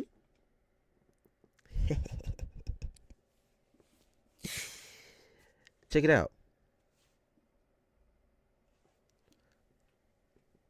Jim Ryan was like, man, what home? I thought you was gonna bring some real to eat, bro. You just brought two sides. Homie over here, you not enough. You not enough. Huh? You not enough. Homie over here been yearning, bro. He said, man, look, I got a community that'll just feast off of what you got. Man, come on, bro. PC. Hey, bring him over here. Bring him over here, man. You out of here. It's not just gonna be you. You're not out of here. You may be. All right. PlayStation, you may be out of there. The way the plan is looking, you may be done. You may be a third party. They want to talk about Xbox. Nah, son. I'm sounding like these Iron Lords, the Iron Lord podcast. That's one, you know, I be inspired, bro. I want to start talking. I want to join these conversations. So look up these podcasts, bro, if you want to join conversations about what's going on in the industry. Also, Last Stand Media, right? Colin Moriarty. People know that he is a PlayStation fan, a person that is very vocal about things. He has the knowledge, right? He's attained the knowledge of the wisdom, right? So his word is not to be just flicked off. You feel me? Like, absorb it, understand it, then let's conversate about it. That goes for anybody. So today we're talking about Spider-Man developers. Insomniac, their plan has been leaked, right? Their plan has been leaked. And I want to take a look at a few things here. Oh, no. Let's see here. Nah, I did say I was going to cover. Dang. Am I going to? All right, so let's take that off right now. So I did say I was going to cover some of these leaks here. Let's see what we have. I want to take that off. Let's see. I thought I had it, man. Look, see, they already taking stuff off. Already taking stuff off my screen here. All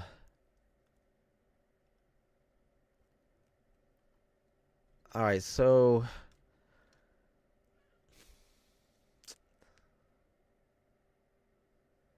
let's see if it'll show what I'm. Okay, it's not. So the footage that you're seeing right now is from Spider-Man 2. If you're now tuning in to the channel, I really appreciate it. Let's get these likes up. This is the 9-5 podcast, episode 3. We 3 deep in, right? We consistent with it. This is numbers. We gonna get it. That's a we thing. You see how I'm saying we?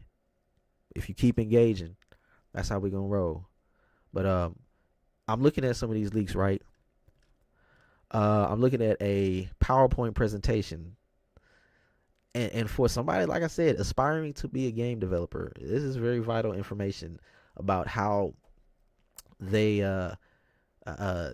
tackle the whole decision-making process, right? How they conceptualize the whole game itself. The small, intricate details, the small things that's going to realize this place, this reality. Making the world, making templates, rule sets, the rule of thirds, of course. Also showing how the sculpting details of the cloth, right? Let's see. When sculpting details, you should always have high. Okay, so some of this, it says it's confidential, so I don't want to read it, but it's very detailed, wrinkles in the shirts and stuff. And it is just 3D modeled, right? It has that gray, just clay look, right? In the space in which you make your 3D model. So we're looking at a PowerPoint. I'm looking at a PowerPoint. Y'all looking at Spider-Man. So this information is available online. That's what I'm looking at it through. And man, ooh, yo, the information within this PowerPoint, it gives away the vibe in which they plan to achieve for basic assets, for things that would bring life to the environment in which the player, navigates through. We have carts and stuff. It's very revealing. It is very revealing. Actual footage, not footage, I would just say probably game engine. It's an environment. It looks like it's straight from the actual camera angle you'll utilize in the game, that third person over the shoulder cinematic, it looks like that. It looks like that. So they have spaces that show drawings on top of it to give you a more of a simple visual how it'll look, or how you'll want it to look, further on in development. Yeah, so that was that. The build was leaked, the casting was leaked, the animation, the game PowerPoint presentation, design presentation, the bar fight, as seen in the reveal trailer. We seen him at the bar, and when he at the bar, he's like, "Man, here we go with this bull. Now he got to pull the, I don't have it. That'd be fly if I did. You know what I'm saying? That was the first time y'all seen my, I want the same thing." But he pulled up at the bar and he had it like that. So we see that they actually are emphasizing that one little set piece. Let's see. Extended roadmap as well. We have the extended roadmap. Let's take a look at that. Ooh, this is a wow. Jeez. All right, what we have here. Ooh, what I'm looking at is the roadmap for Insomniac Games. Now, I'll tell you something about roadmaps. Go check out my last video, or one of my last videos.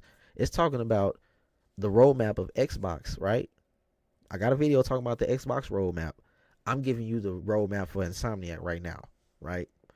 See, this is unconfirmed. The stuff I'm about to relay to you.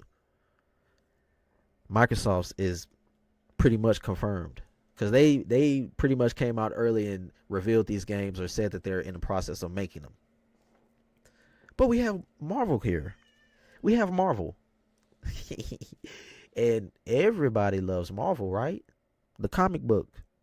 They love the series. Y'all got Spider-Man. Insomniac, you a Spider-Man studio, as you can see this gameplay. Spider-Man studio.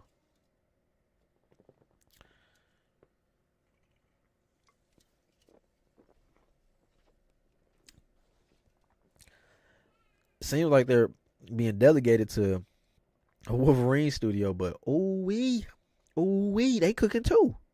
Insomniac be cooking, huh? They've been carrying the PlayStation brand. How I mentioned Ratchet and Clank, how they built those mascots. PlayStation is good at building mascots, being a household name. Xbox will be second place, like he said, because of that. But it's just, there's some areas where I've heard a bunch of conversation of podcasts I listen to. I'll shout them out whenever the time is needed, but I'm hearing that,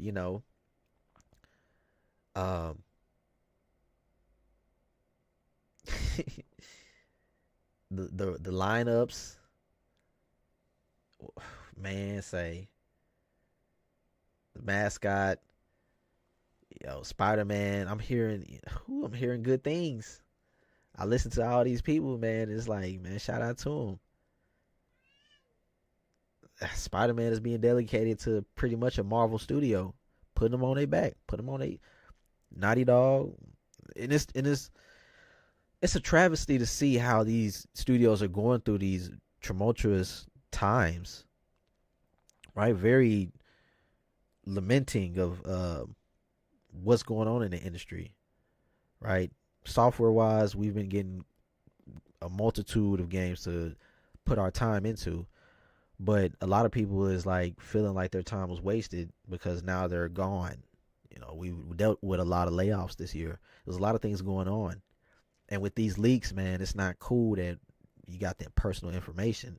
And furthermore, to the company effect, we see that now that their plans to market and arrange money, just arrange the money around the release and how they gonna pay out the staff members of the game to work on it. You know what I'm saying? To make the bank and to make it back. So yes, there's difficulty in swallowing that pill, to be for real. Like that's a hard one, because it's lost for words, man. But I'm gonna tell you about this Insomniac Games roadmap. And we just seen Spider-Man 2 this year. The roadmap says, then right after, it says Wolverine was planned. I already knew. I knew it wasn't coming out anytime soon. Wolverine is planned to release 2025.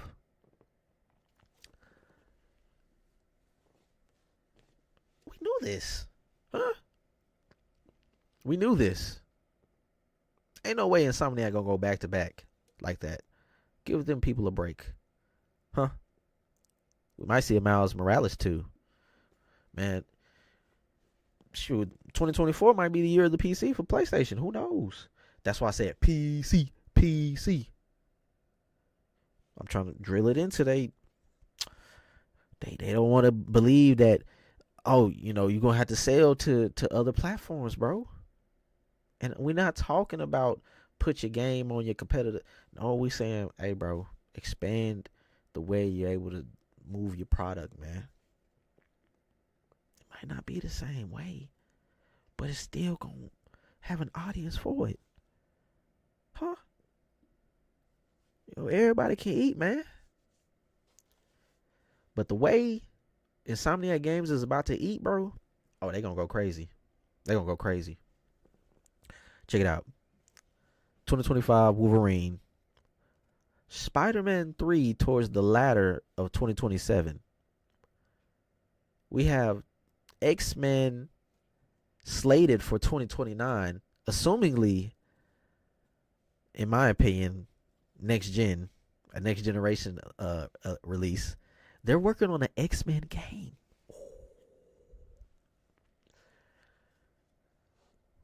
Cooking, like I said, the thought of an X-Men game for Wolverine, or an expansion of the X-Men universe, Mystique. I think those people were leaked within the documents as well to be playing in the X-Men game, or possibly Wolverine. Who knows? It was a lot of documents, over 1 million. That's what I'm saying. A lot of 1 million. Ooh, too much. Just too much data. So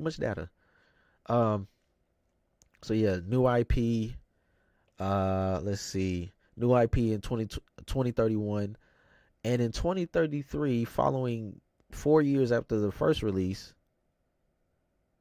What the hell? To the third. So X-Men to the third. Or is it X-Men 3? The fact that it has a new IP in 2031, labeled as that, and by 2035. Yeah, I'm trying to figure out, why does it say new IP and new IP 2? To me, the way these the way it's being sold here. Okay, hold on. Nah, because I'm looking at the way X-Men looks, because it's in line with what the documents say about how Sony is going to start selling the games to you, which is very appalling. Very appalling. Look at, egregious. Nah, bro. I'm not ready for that standard.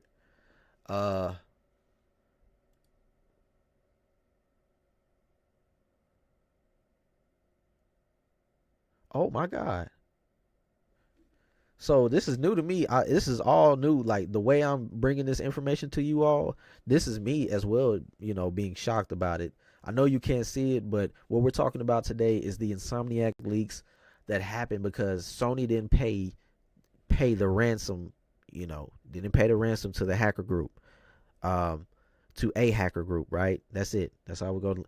One of them didn't pay up and was like, yo, all right, boom. We leaked all the files plus the personal data. But something shocking amongst these leaks that I have to explain, or I have to just show my shock, right? I'm showing it to y'all live. Wolverine online and also Spider-Man 2 online by 2024. Multiplayer 1.0 looks to be implemented into the architecture of the game. So same. So this is a year upon release, a year after release of the initial Spider-Man 2. Now looking at the timeline, we see Wolverine, right? Wolverine released in 2025 and multiplayer 2.0. Now the way that is shown in the chart, it's like, okay, multiplayer 1.0, like it's being tested out. It's being tested out within, okay, the first release, Spider-Man 2. Let's see how it works on the PlayStation 5. This is the test bed. We do have an open world already available within Spider-Man 2. So the way we maneuver, how we implement, I guess, multiplayer. In my opinion, multiplayer is the implementation of just co-op, two-player, Miles Morales, Spider-Man. I mean, what else can you do, bro? Like, they're not going to have multiple Spider-Mans in one city. Who knows? Multi-dimensional, who knows? But the fact that they're going to do it online, that says to me, okay, you're testing bed just to see how it is server-wise, because we haven't seen that yet, right? A co-op Spider-Man. Correct me if I'm wrong. And with that being said, the fact that they're saying multiplayer architecture was being developed already, starting maybe in 2021. 2021, they began developing a multiplayer architecture for the Spider-Man universe. And not the universe, but the games themselves. And within those games, I believe, I'm seeing, or I'm assuming, right, that they've built some type of architecture, some type of skeleton that's strong enough to support a multiplayer. So with the release of Spider-Man 2, the success of Spider-Man 2, multiplayer, right, is being implemented a year later. Now, what is known for Spider-Man, that did take a long time. PlayStation, in my opinion, they want simultaneous PC and console release, right? At some point, it's going to get there. That's the inevitable. I don't want to hear none of your armchair interpretations of like, oh, why is that? This is why it's not going to happen. This is why. Hey, yo, somebody from Sony, call me up and let me know. I'm not trying to, or somebody that got law, bro. If you defended for Sony, or call me, let me know how it's done. But if you armchairing it, bro, let me know that. Nah. So this right here, right? Them developing an architecture for Spider-Man, and now we seeing a multiplayer feature implemented into Spider-Man. This is the model that they want, right? Multiplayer, bro. How's that synonymous with the PlayStation brand? Now they have to kind of see, passively, they're known as a multiplayer platform based off of the one game that is played the most on that platform, which is Fortnite. So, yes, Fortnite maybe, but multiplayer wise, bro, there's no first party game that they have that is like synonymous with live service or anything. So you create co-op, two-player, Miles Morales. You do that within the universe of Spider-Man. Now, how this chart is looking, PC, debut on PC. Like I was alluding to. They want PC players. They want us. We on the front line, bro. We knocking. What they say? It's 9-4. And we, you know what I'm saying, wrecking shop. About to kick down your door, man. Kick down your door. You know what I'm saying? Like, it's not 9-4. It's 2023, man. I just love Southern music. I love the Southern rap, bro. Like, country. Come on, bro. Come on, man. If you know where I'm from, that's what I like. So we'll get a little bit more into that later. But we're talking about Wolverine, something that you can't see. This is Spider-Man. This was their latest release from Insomniac Games. I know you're looking at the quality like, yo, why is this dude talking about just nonsense for 2 hours? Man, I don't know. I just love games like that. I just love the industry. Share this out. Let people know I'm doing this. We here with it.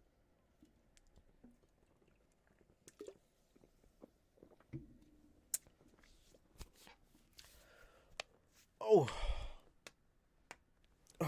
So you got to stretch a little bit. Get back in the game. No. Into the mic. Yes, I'm sorry. Let you know I'm alive. I'm not a robot. I'm real. Like, I ain't no AI or nothing. This is a real deal right here. So the fact that they're implementing multiplayer a year from now, I believe a PC release would do well or bode well for a Spider-Man Miles Morales 2. Just with all the enhancements further down the line, and you know, just to get more people to play it. I really want to play it. I haven't played the first one now. I'm waiting on Wolverine. But what strikes me is how they worded it, man. It just looks like multiplayer architecture. So the test bed starts in 2024. Multiplayer 1.0 releases. This is initially. I'm looking at a leaked document. Initially. Oh, dates are going to get pushed back. Dates are going to get pushed back. So, hey, take it with a grain of salt. It may be 2025 when we see the multiplayer implemented, and Wolverine a year later in 2026. I would believe with this chart, bro, this got to be old, because now that GTA 6 that has a day slated for 2025, man, you looking pretty shaky for 2025, 2026. You better put your game early 2026, or maybe or 2025, or maybe, you know, late 2026. And the reason why I say early 2026 is because they can delay. They're not going to delay their game 2 years. So those 2 years right there, or push it up, you know, to 2024. That would be crazy. That's not happening. But Wolverine might need some time. With this leak, now we know that Wolverine will have an online portion added into it. So Wolverine, like Spider-Man, it has a 2 character, right? Easy implementation, in my opinion, to how you can actually put in a multiplayer system. Now, Wolverine will take it to the next level. Within that same context, that same universe, right? Nothing really abnormal in terms of having to change gameplay. That's why people don't really like what they see with the leaked documents, the leaked gameplay footage. What we're seeing with the gameplay footage is that, yo, it's pre-alpha, and it's like, yo, it's not really ready to be a game, a full release game yet. Hell, it's not even in beta. What the hell going on? So the common eye don't really know how game development is done. Games don't just be put in the microwave and come out ready. Like, it's nah, bro. It don't work like that. That's like up. You go, yeah. You just drop, you know, $40 and they'll do. Nah, bro. That's not how this is done. All right, game development is tough. So, you know, man, say Wolverine.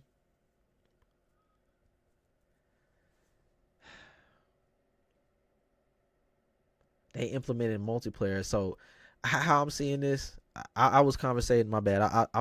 I'm trying to get into the idea of like multiplayer. This is the plan that they were talking about.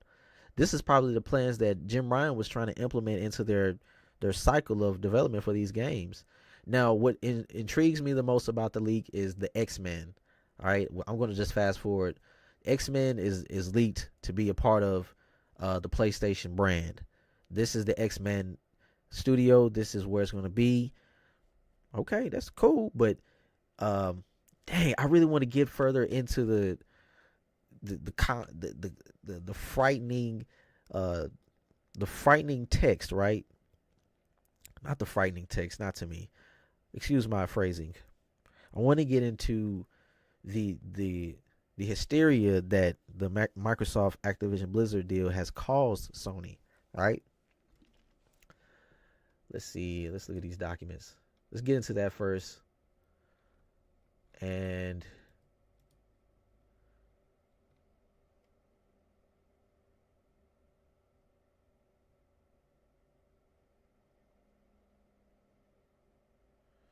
let's see, bros. Let's see, man. Gorilla overview. Damn, it even has Gorilla.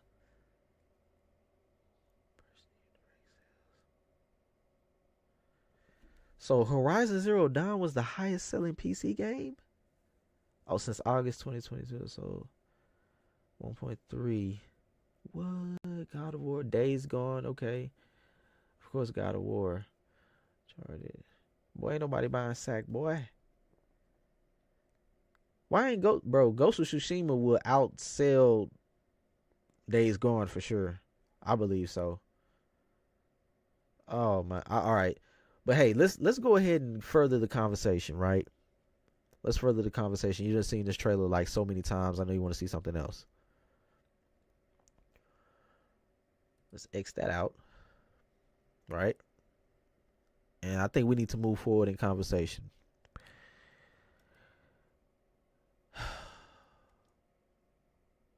This is the 9-5 podcast.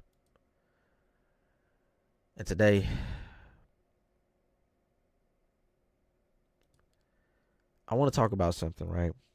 You're tuned into the 9-5, and this is the podcast, episode 3. If I had like the press F to pay respects, I'll do it. That's what you need to do. Because this game is done. It's done. It's in the bushes. It's out of here. We're at that segment in the video. About 2 hours and 20 minutes, right? And we're talking about factions being put to rest. It's a sad day.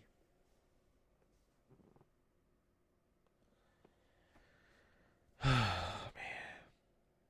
It's sad when you can't get the likes up, man. Get lit, bro. Get them likes up. Get them likes up. Please. Nah, it's not a please, man. That shows me that you engaged. Hey, comment down below, bro. Let me know you heard. Chat, if you pull up, let me know.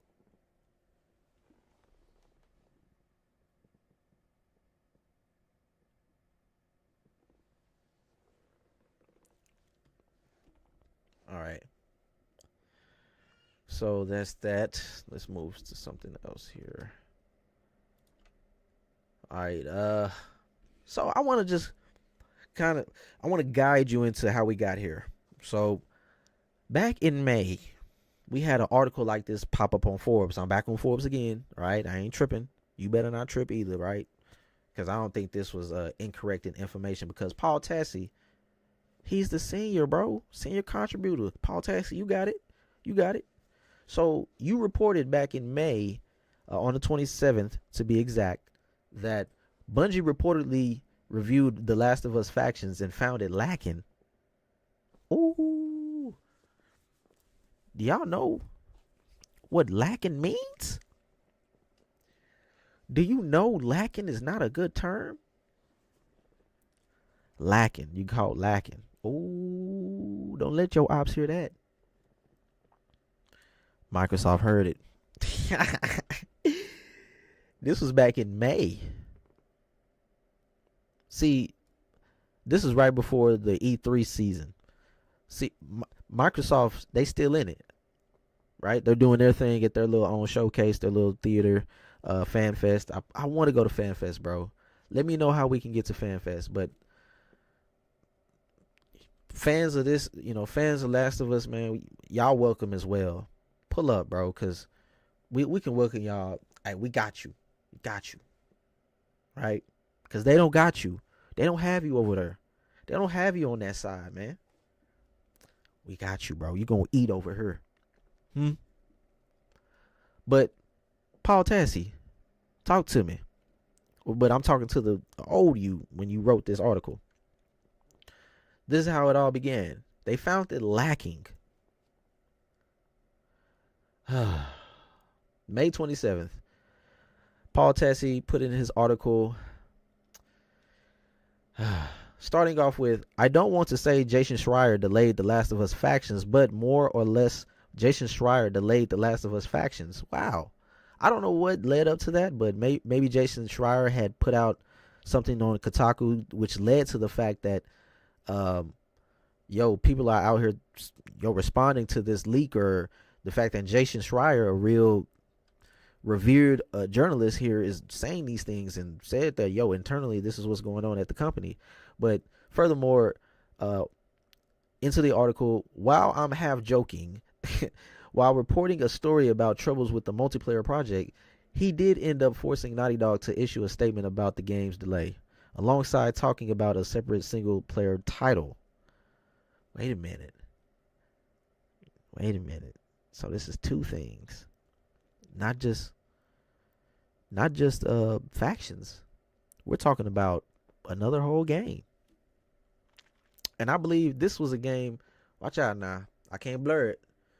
I don't know what's going on there, but hey, Shawty was looking fine. These are ads, bro. I can't, I can put Shawty right here, the little girl right here. She holding it down with the gun aimed at me. So, I've been, what I'm saying? Don't shoot. You know what I'm saying? I'm over here trying to see how she finna shoot me, bro. She looking at my avatar there. That's JD from the 9-5. If you didn't know, that's my Twitter. If you want to like DM me or something, that's right there, Twitter. So yeah, let's get into this article a little bit more. Let's repeat what was said. While reporting a story about troubles with the multiplayer project, right? He reported predominantly on Factions Part 2. He did end up forcing Naughty Dog to issue a statement about the game's delay, alongside talking about a separate single-player title. Oh, man. Schreier's report in Bloomberg has many interesting and somewhat unsettling details about Factions, namely that Sony is now reevaluating the project and taking off a lot of its developers to assign them to other things. Faction is not canceled.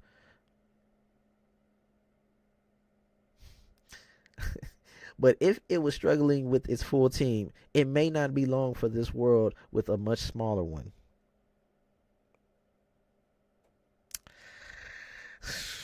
Yikes. Naughty Dog's statement did not make to mention of shrinking team size, only a delay, not that Factions had a release date in the first place.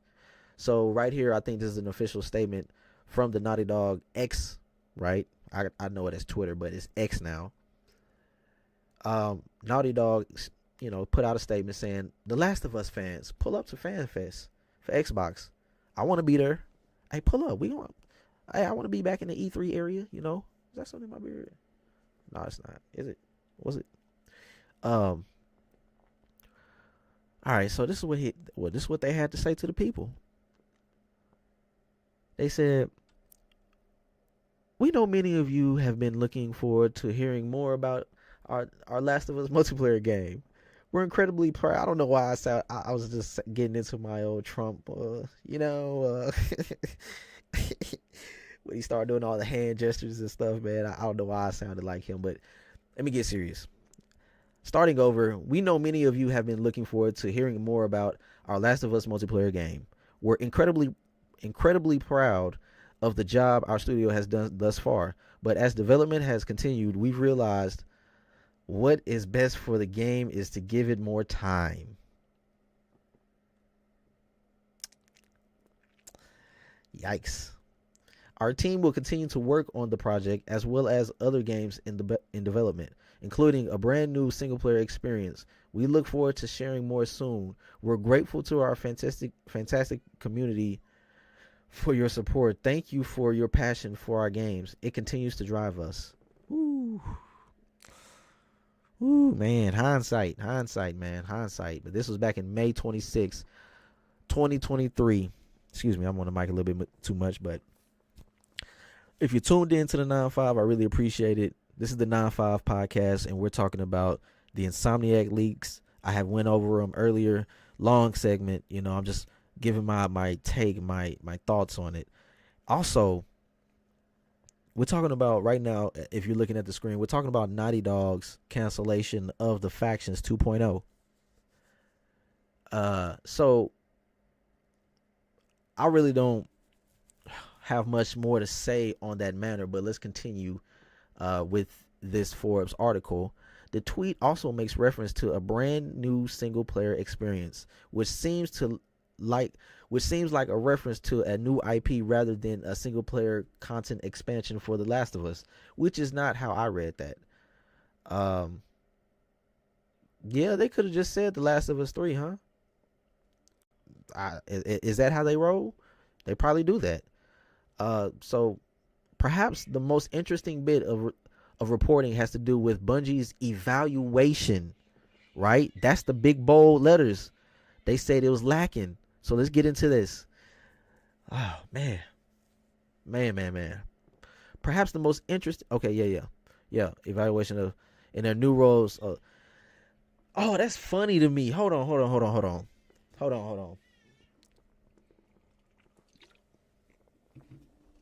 Sorry, homie. Listen to me right quick.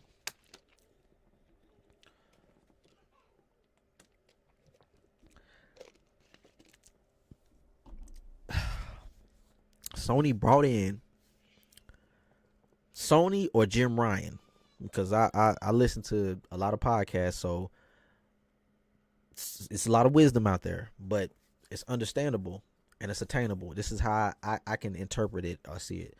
Sony or Jim Ryan made the decision to buy Bungie. This was their, I guess, retaliation. This was their counter move to the Microsoft acquisition of Activision Blizzard. It was reactionary, right? It was Xbox was telling you what they was gonna do, but you was more, you just responding, right? And some of these responses are kick ass, with God of War and all that. Who needed a Xbox One X at the time that it came out? Spider-Man. That was a crazy year, bro. That was a crazy year. Red Dead Redemption 2, man. But Sony, you allowed a studio like Bungie to pull up to your homebred studio, Naughty Dog. Been there since day one with Crash Bandicoot. Naughty Dog are the developers behind the Crash Bandicoot series, if you didn't know. One of the predominant mascots for the PlayStation brand. Late 90s, way back in the day, PlayStation 1 days. The irony of that is he over here with us, Xbox. Now, I think legacy titles will remain on PlayStation.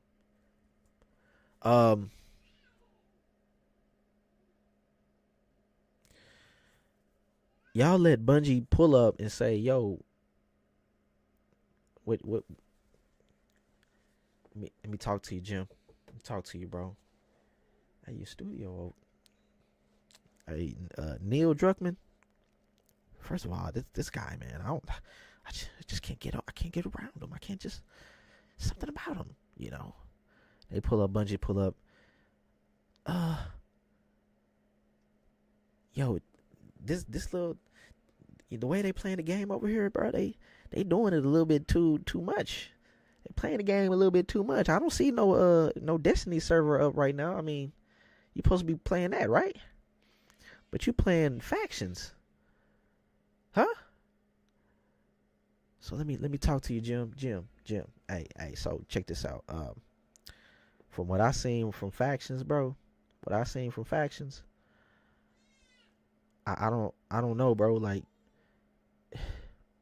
it's lacking. It's not like how we put out the first party, since we been bought. I can talk like that now. We first party live service now, Jim. Listen to me. I know you've been rocking with Naughty Dog for a long time, but listen to me. I does this, man. I does this. Huh? You gonna listen to what I gotta say. Bro, tell them dudes what they working on ain't it. That's how they pull it up now. You questioning intent, right? Let's read further. Let's read further. All right, so they call themselves Guru. That's why I went into that whole little mode. Gurus? I mean, I know Paul Tassi saying that, but Sony bought this. Jim Ryan bought this studio thinking that they had this type of hierarchy, right? To just pull up on an already cool organization. You know, Last of Us is culturally received as one of the best franchises of all time, best IPs of all time. And you telling me, right, that Bungie that just, I mean, Halo was cool, but bro, you making Destiny and people ain't like your latest release. You mean they pulling up saying, yo, this ain't working? And the loco over here, bro, he ain't making it look like we want, we want to put the controller down. Why is your designer designing it too good, bro? Like, I want to know, like, the actual conversation. I'm just over here jiving. Because that's what we do here on the 9-5. This is the 9-5 podcast. And we talking about the studio leaks within. I mean, you can consider both of them studio leaks, the first two topics, right? We're talking about the Insomniac leaks. I spoke on the timeline. I didn't really get too much into the scared nature of Sony, right? Being that they bought Microsoft, Activision, Blizzard. Like, Sony is like, yo, what we gonna do? We need to do something. But I want to get further into this quote. Sony has invested heavily in games as a service or video games designed to be monetized beyond their initial sales through ongoing purchases. I kind of seen that in those Insomniac leaks, how they was going to plan out these multiplayer releases. I think they're going to, I don't know, like selling a game straight up at 100. I don't know about that. Selling it 50. How could you distinguishing what a full game is now?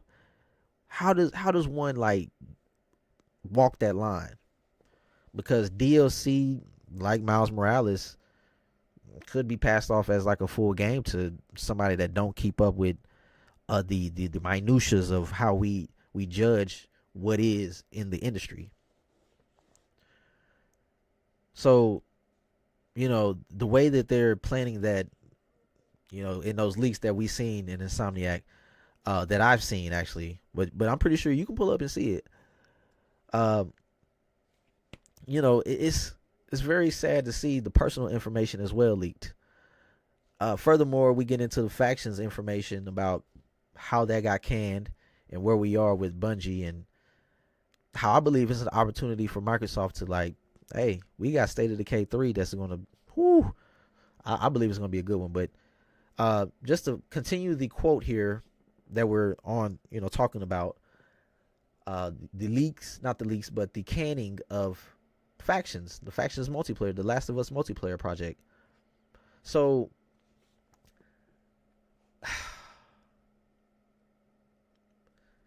let's read again. Sony has invested heavily in games as a service. Where?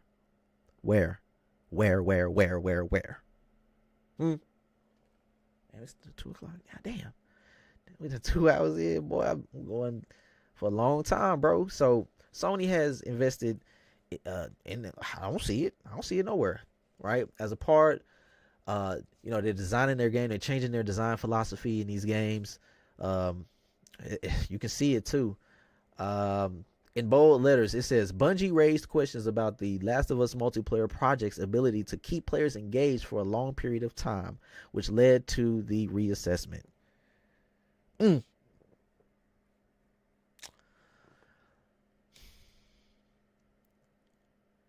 Bungie spoke for y'all? No, I'm not talking about the developers. Bungie spoke for y'all? talking about these beta testers. What happened to the game testers? What about the people? I haven't heard anything about the people that actually played factions. What about the bias, bro? We know they got a whole live service game going on right now. They trying to keep the lights on. I'm just saying, minds in the industry, bro. Pay attention to these podcasts. Pay attention to these people that be talking out here, man. Just pay attention. Don't mean you have to take it for word, but might be. Hey, and I don't like this dude in the crew. Let's find a way to get him out. Let's find a way. See, you supposed to be the new dude, and you already planning for the demise of another dude. Come on, bruh. But I'm not saying that's what this is. So that's a very to keep players in engagement. That's a tough thing to do. Harsh review, but yet it is essentially why consultants bought them in the first place. Okay, that's the reason. Say what you want about Destiny 2, but this is a 6-year-old game and routinely ranks in the top 5-10 Steam releases and has over 1 million players a day much of the time. Engagement is kind of their thing. It's not like Naughty Dog is a total stranger to multiplayer. Uncharted and Last of Us had multiplayer modes in the past, which were generally well received, but a standalone game is a whole other thing. A live service multiplayer game is much different than our single player game has a multiplayer mode attached. Fair. Sony is really pushing hard service where 60% of its investment will be for fiscal year 2025, and they've said 12 live service titles are in the works, including Bungie's much revealed Marathon. But unlike Sony's close to perfect batting average with this big single player games, it is way harder to find that level of success in the live service space, and many of these games are likely to fail or combust even before launch. While Factions is not dead yet. It's sad though. Not for me. After this report, things certainly do not seem to be looking good. Okay. Paul Tassi, yeah. Man, some of this stuff did not age well. All right, so let's see here. Do I have Insomniac?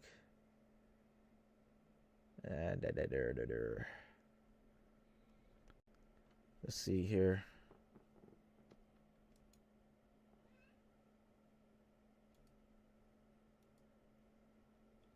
All right, so here we are.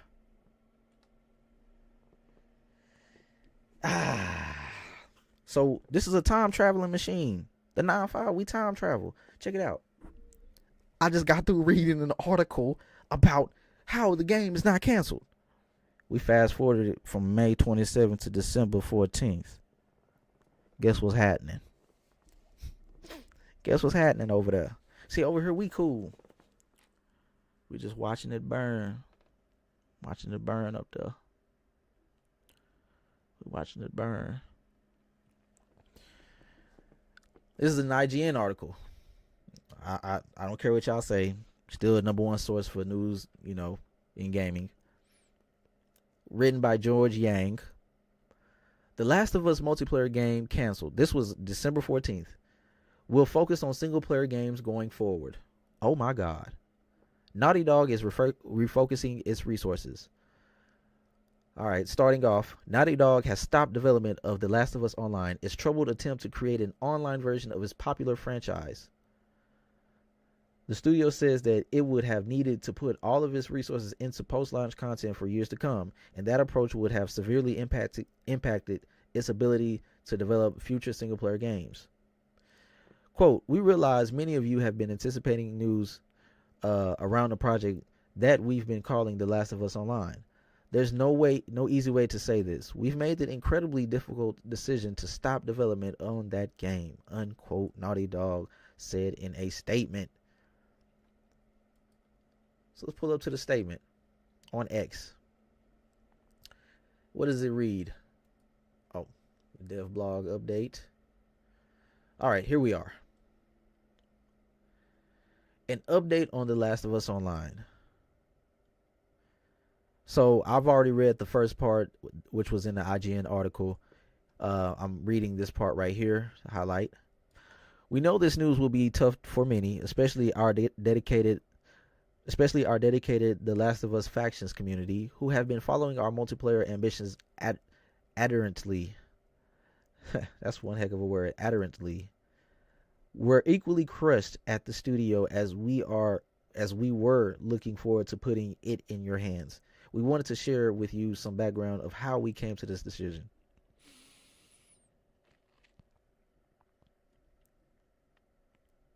Hey, that's what happens, man.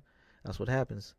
Um, yeah, this is the 9-5 podcast, episode 3, and we're talking about factions, how it got canceled. So earlier I was talking about, oh, they making statements saying, oh, the game's not canceled, and we still have the single player game on the way. No, sir. Specifically, they said an update on Last of Us Online. Maybe the single player game is still in motion. I don't know. Maybe not. Further down the line, the multiplayer team has been in The multiplayer team has been in pre-production.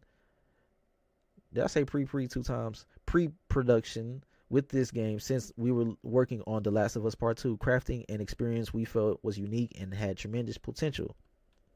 As the multiplayer team iterated on their concept for The Last of Us Online during this time, their vision crystallized, the gameplay got more refined and satisfying, and we were enthusiastic about the direction in which we were headed. Right? This going up. They're going up. And the last part. Oh, that's another paragraph. Let me highlight it for you. In ramping up to full production, the massive scope of our ambition became clear. To release and support The Last of Us Online would have put our studio resources behind supporting post-launch content for years to come, severely impacting development on future single-player games. So we had two paths in front of us. Become a solely live service game studio. Paths. Right? The phrasing paths.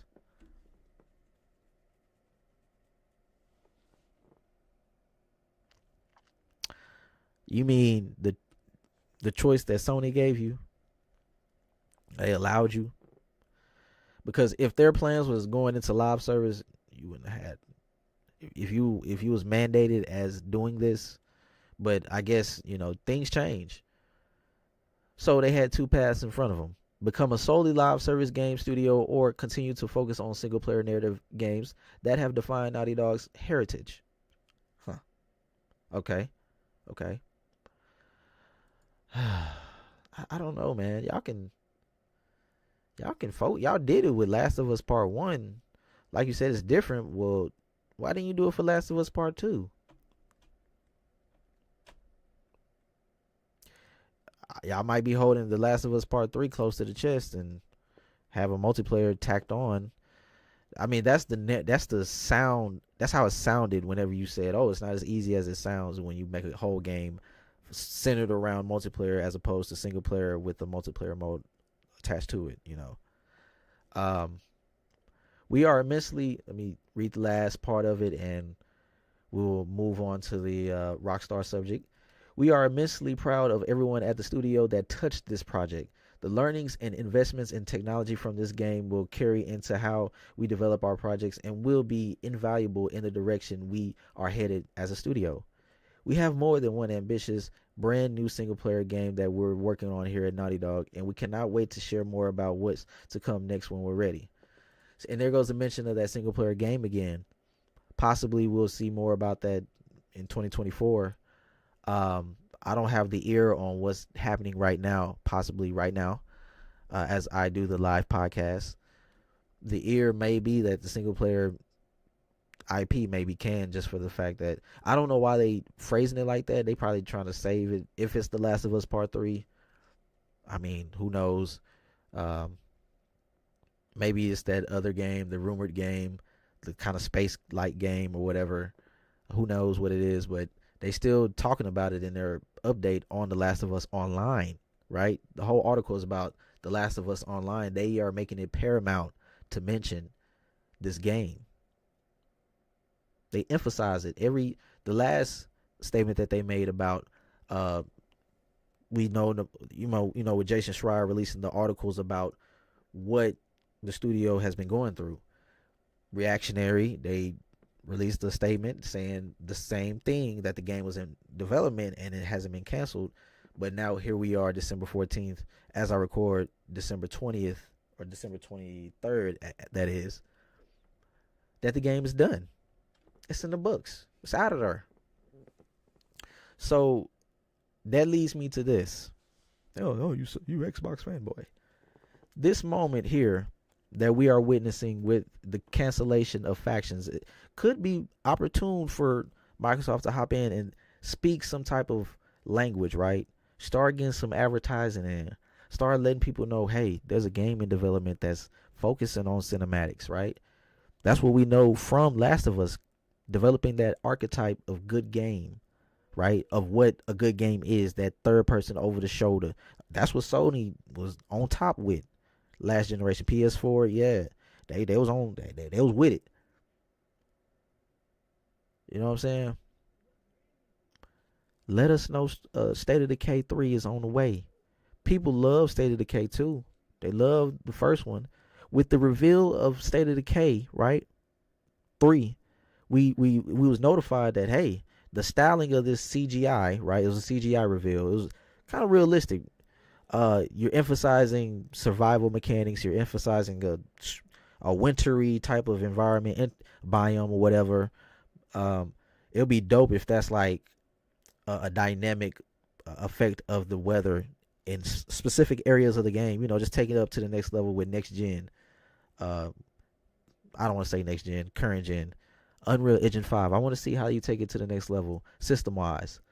But State of Decay 3 can capture some of that missing flame that factions probably would have had, right? It's going to be a zombie-like type of world, cinematic, right? I say cinematic because the key to this trailer was emphasizing survival pretty much, but I don't have the statement on their initial reveal, like, oh, we got more information on top of this CGI reveal. But it seems to me that it was going in a direction of a single player narrative being, emphasized for State of Decay 3. And we all know how they do with multiplayer experiences, right? The roguelike systems implemented into how you develop bases, interact with people. It's just one of those type of games. And Microsoft has the opportunity to, all right, Bungie, you did your thing. Now you can have your destiny.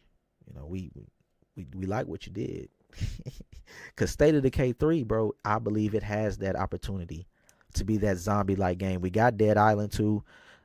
People say that was a sleeper hit of 2023, right? A very fun game. Back 4 Blood, no sir. Also, what else? What other zombie game that's a hit? GTFO, that's not really zombie. But The Last of Us. But the fact that it's canceled, they can really take that audience and be like, yo, this is the real online experience for zombie survival. State of Decay needs to be revealed. In my opinion, it needs to be shown by the next Game Awards, realistically. All right, going into 2025, we should know something about State of Decay 3. So that is my, tinfoil hat speculation on what I believe Microsoft should do to implement the mind share, to get the mind share, right, of the people who wants that experience, who wants zombies online. I know we have Days, right? We have Days, but nah. State of Decay 3 is AAA. Undead Labs was having studio problems, mismanagement, but they're working on a game. So I want to see what happens. There were leaks saying the game's not coming out for a long time, 2026 or 7, something like that. I was like, hell no, that can't be the case. So show us something, bro. Stop playing. Show us something. So yeah, that would conclude the factions leak. I'm sorry to the fans, the Last of Us fans, like they said, man. One specific YouTuber, one specific individual, right? The man. Broken Games. I've been following him since Factions 1, and I was like, okay, he cool. He likes to play Factions 1. So that's my like attachment to at least seeing reaction, right? Legitimate reaction from a fan. So I'm gonna talk on that. Yeah, he was always on the forefront of multiplayer, bro, multiplayer. What you doing, Sony? So we're gonna see how this live service ideology is panning out, but we see it's kind of spiraling, but still on path to some type of live service integration in first party. So we're gonna move forward with topics. Oh, why am I in the center? Move.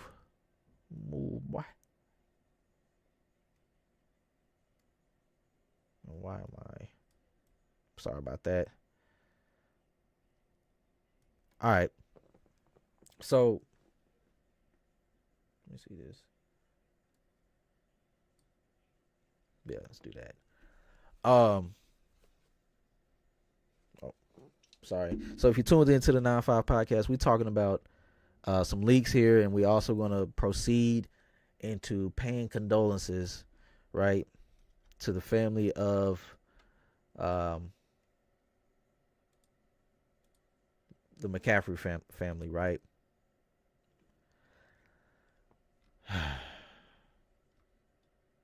I don't know who that guy is, but that was just too weird. Too weird. Oh, this. All right. Have to full screen it. Here we are. Yeah, allow. All right, so I'm here at VG247, right? Very unfortunate news I bring you. Max Payne voice actor James McCaffrey has passed away. Tributes has poured in. This was days ago on the 19th. As I do this live podcast, this is the 23rd. Actor James McCaffrey,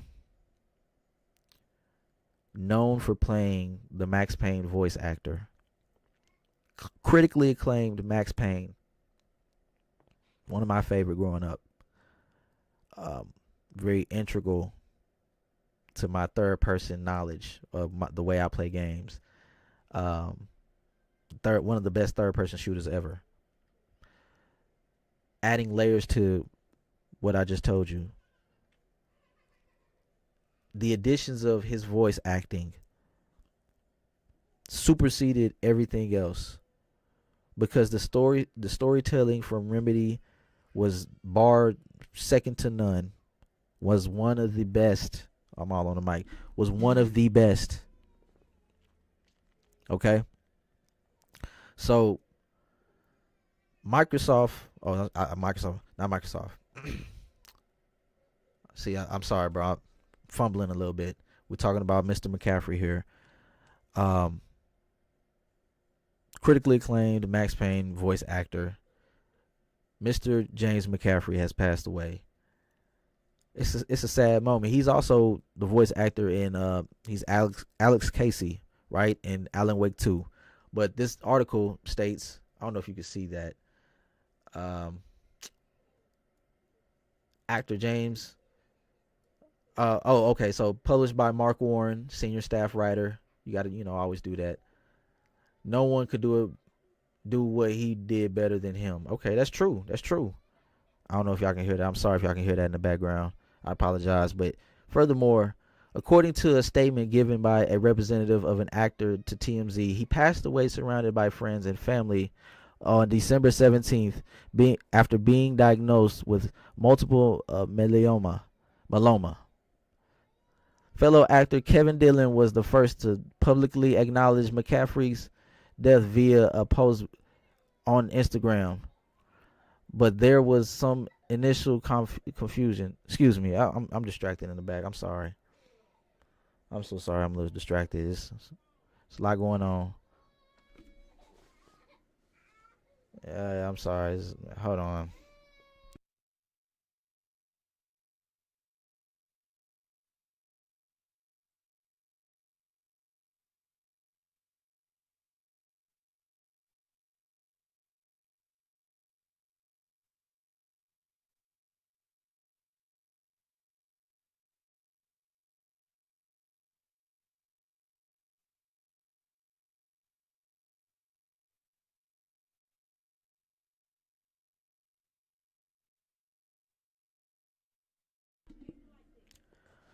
All right. So furthermore, I'm sorry about the delay here. Furthermore, we're going to read into the.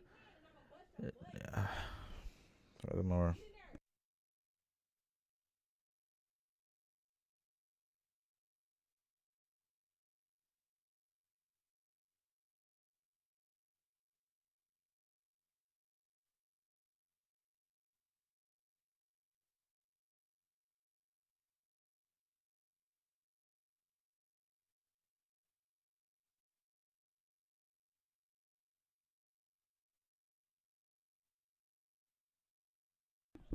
Let's proceed into the podcast. This is the 9-5 podcast, and we're talking about the Rockstar passing, not Rockstar, a Rockstar passing, right?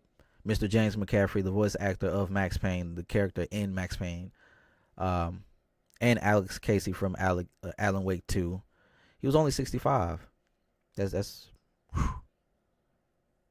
sad. Like I was saying earlier, you can be here today and gone tomorrow, or gone the next minute.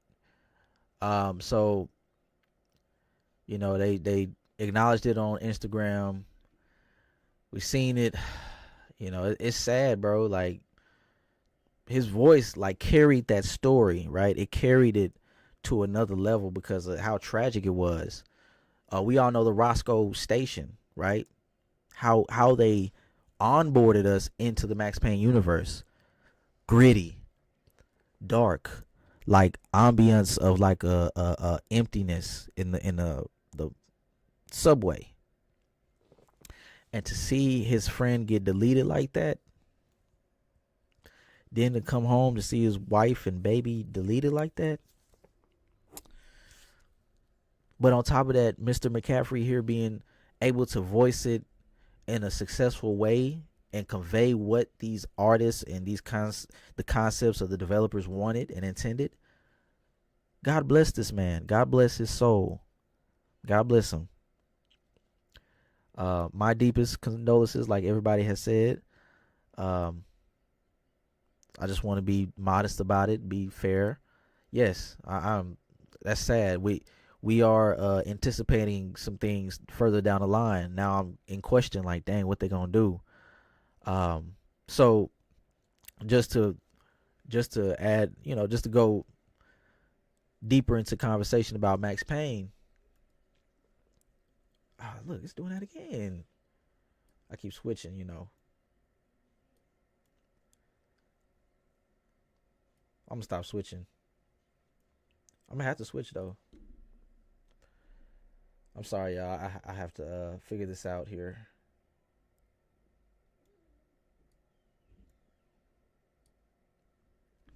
All right. So you tuned into the 9-5, and we're talking about the passing of a voice actor. So, furthermore, I want to get into what we are anticipating about Max Payne, right? What's next for Max Payne? But where is it at? Thought I had it. Max Payne. Okay, hold on here.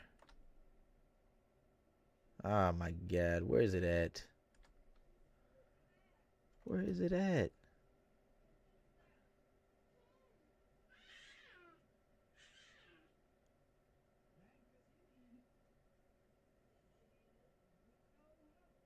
Rockstar. Okay, well, we have some Max Payne remakes to look forward to. 1 and 2, where he really made his appearance.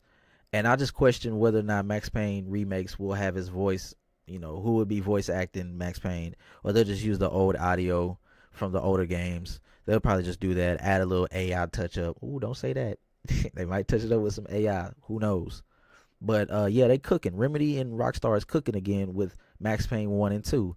I'm very much looking forward to it. They came out and said not too long ago, earlier this year, was it earlier this year, that the game was in full production mode now, or probably after the Alan Wake success. In my opinion, this is a success. I was able to play the first hour of the game, and woo, hey yo, it's looking nice.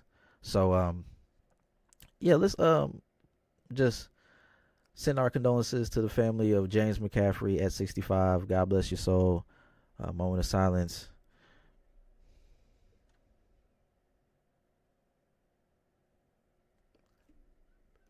All right, you did. Thank you, Mr. James McCaffrey. Now let's go into what Rockstar going what they own, bro. Let's see what they own.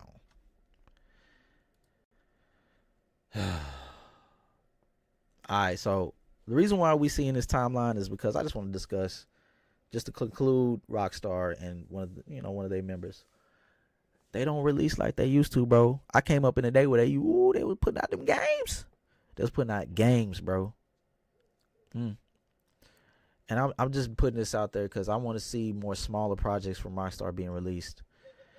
I don't want to see it being all. I'm sorry, y'all. Hold on.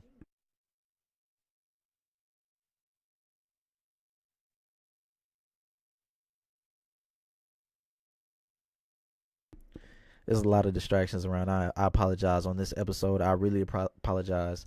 Um, yes. So back into the conversation of Rockstar. They don't release like that no more. They don't do it like that. Look at this graph.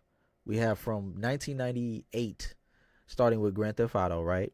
That's their first game that they released. Then they had GTA 2, GTA London, and Thrasher. I don't know what that is. Between 1999 and 2000. Onwards to 2000.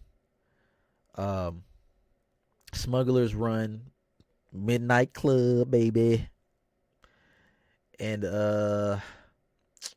Wild Metal, and I don't know anything about that, but Smuggler's Run and the Midnight Club, I didn't play much of the first one, but we'll get into the next one. Smuggler's Run 2 the following year in 2001. Oni, don't know what that is.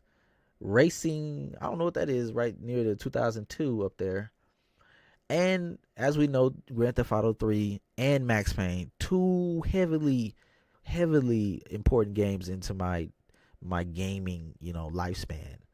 GTA 3 was one of them games I was like, oh my god, cheat codes. And it had that, it was, you know what? The fact that these two games released next to each other, they was synonymous, right? And they kind of was like, yo, this in the same kind of universe, grittiness, both in New York, set in New York. So I love the fact that I was able to play these games in the time period that they came out. Whoa. See, what I'm showing you is what Rockstar used to be on. Just games, bro. Just games. So on to 2002, in between 2003, we have 2002 actually.